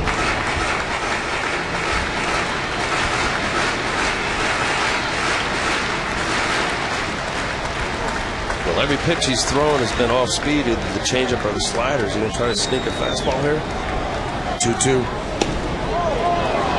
Nope. Backdoor breaking ball whispering across the outside corner. Kemp strikes out Matsui looking. And Matsui's 0 for 5, batting in the number 3 hole today. We'll take a good look here. You see the setup on the outside corner. That looks like it curved around a little bit. Obviously, Matsui not happy with this call. Watch where the glove is. Now, it's not where it ended up there. It's where it crossed the plate. I think Matsui's got a legitimate gripe. The key phrase was where it crossed the plate, which it didn't. I mean, that ball goes out and around, and from a hitter's point of view, when it's in the hitting area, it's outside. Here's Alex Rodriguez, 1 for 4 tonight. And there's a strike.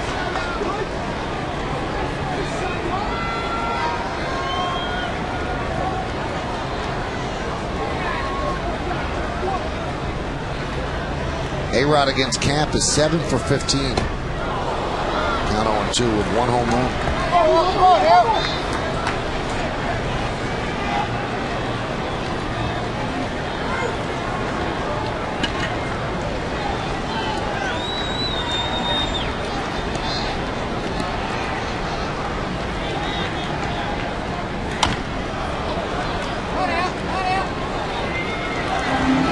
He's already been a walk-off hero, Alex Rodriguez. This was Friday, 15th inning against Tazawa.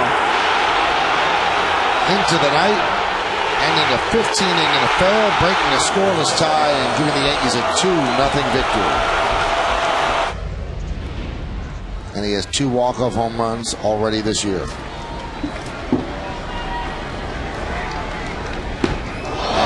gets plunked, and you can hear it up here. Now, he has a guard on that elbow, but it sounded like it caught him flush, and he is staggered to the knees.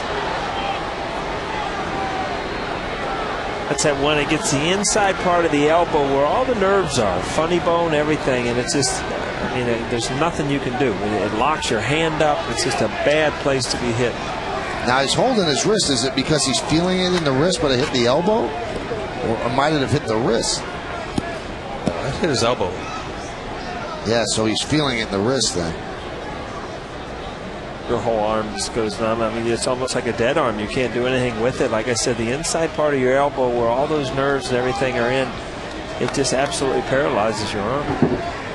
And again, he has that pad on his elbow. Let's see where it got him. Right on the pad, and he's still feeling it. Imagine if he didn't have the pad.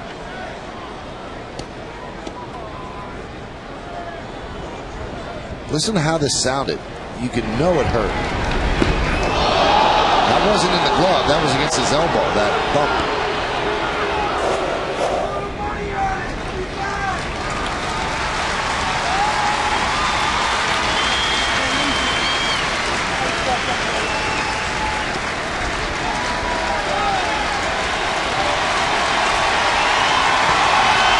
almost has to stay in this game. Why? Because Jose Molina is the only man left on the bench for the Yankees.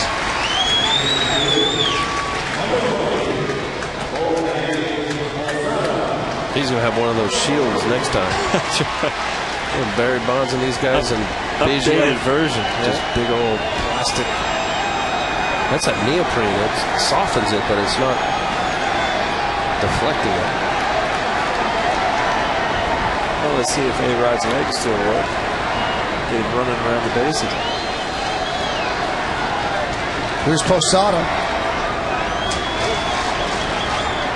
0 for 4 with 3 strikeouts. And there's a strike. He did drive in a run in the first inning with a ground ball to second. That should have been an inning-ending double play, but initially booted by Aaron Hill, and he got the out at first as Jeter scored. That is laced into left field. It's a base hit. Lynn Fields gets the ball in. Rodriguez will stop at second. It's a single for Posada. Yankees have the winning run now in scoring position. Well, Georgie made an adjustment here. He had strike one away. Camp goes back at it. Georgie shoots the ball the other way. A little running fastball, good piece of hitting.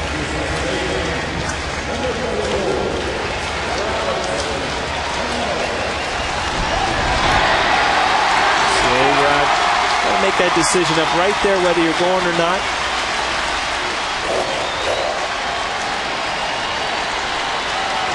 Checking with Robbie Thompson that there's one out. Posada saying take a big lead. And here is Robinson Canó. The Yankees have an opportunity to win it here in the bottom of the 11th inning. Game is tied at 3. Yankees are 14-2 at home since the All-Star break. Trying to make it a lusty 15-2. That one is driven deep to right field. England back, still back. That ball is off the wall. Rodriguez scores, and the Yankees win 4-3. They've done it again. Another walk-off win in the Bronx.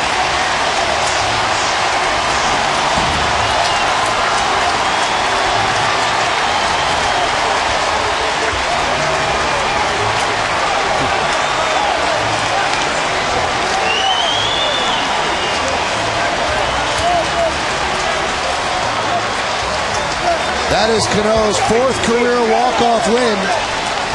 Walk-off hit. He had a home run earlier, and that one is going to be scored a single and an RBI. Scoring Alex Rodriguez. Yankees take another series. They go 6-1 on this homestand. They were 9-1 on the homestand following the All-Star break.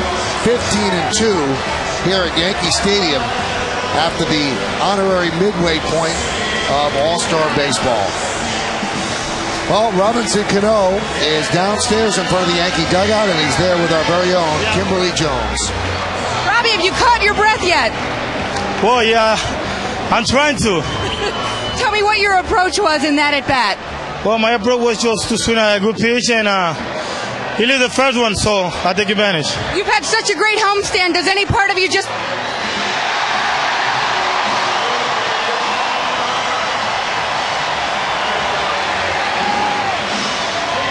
At least he helped you wipe it off. Robbie, you've had such a great homestand. When you step to the plate, are you thinking home run to end it there?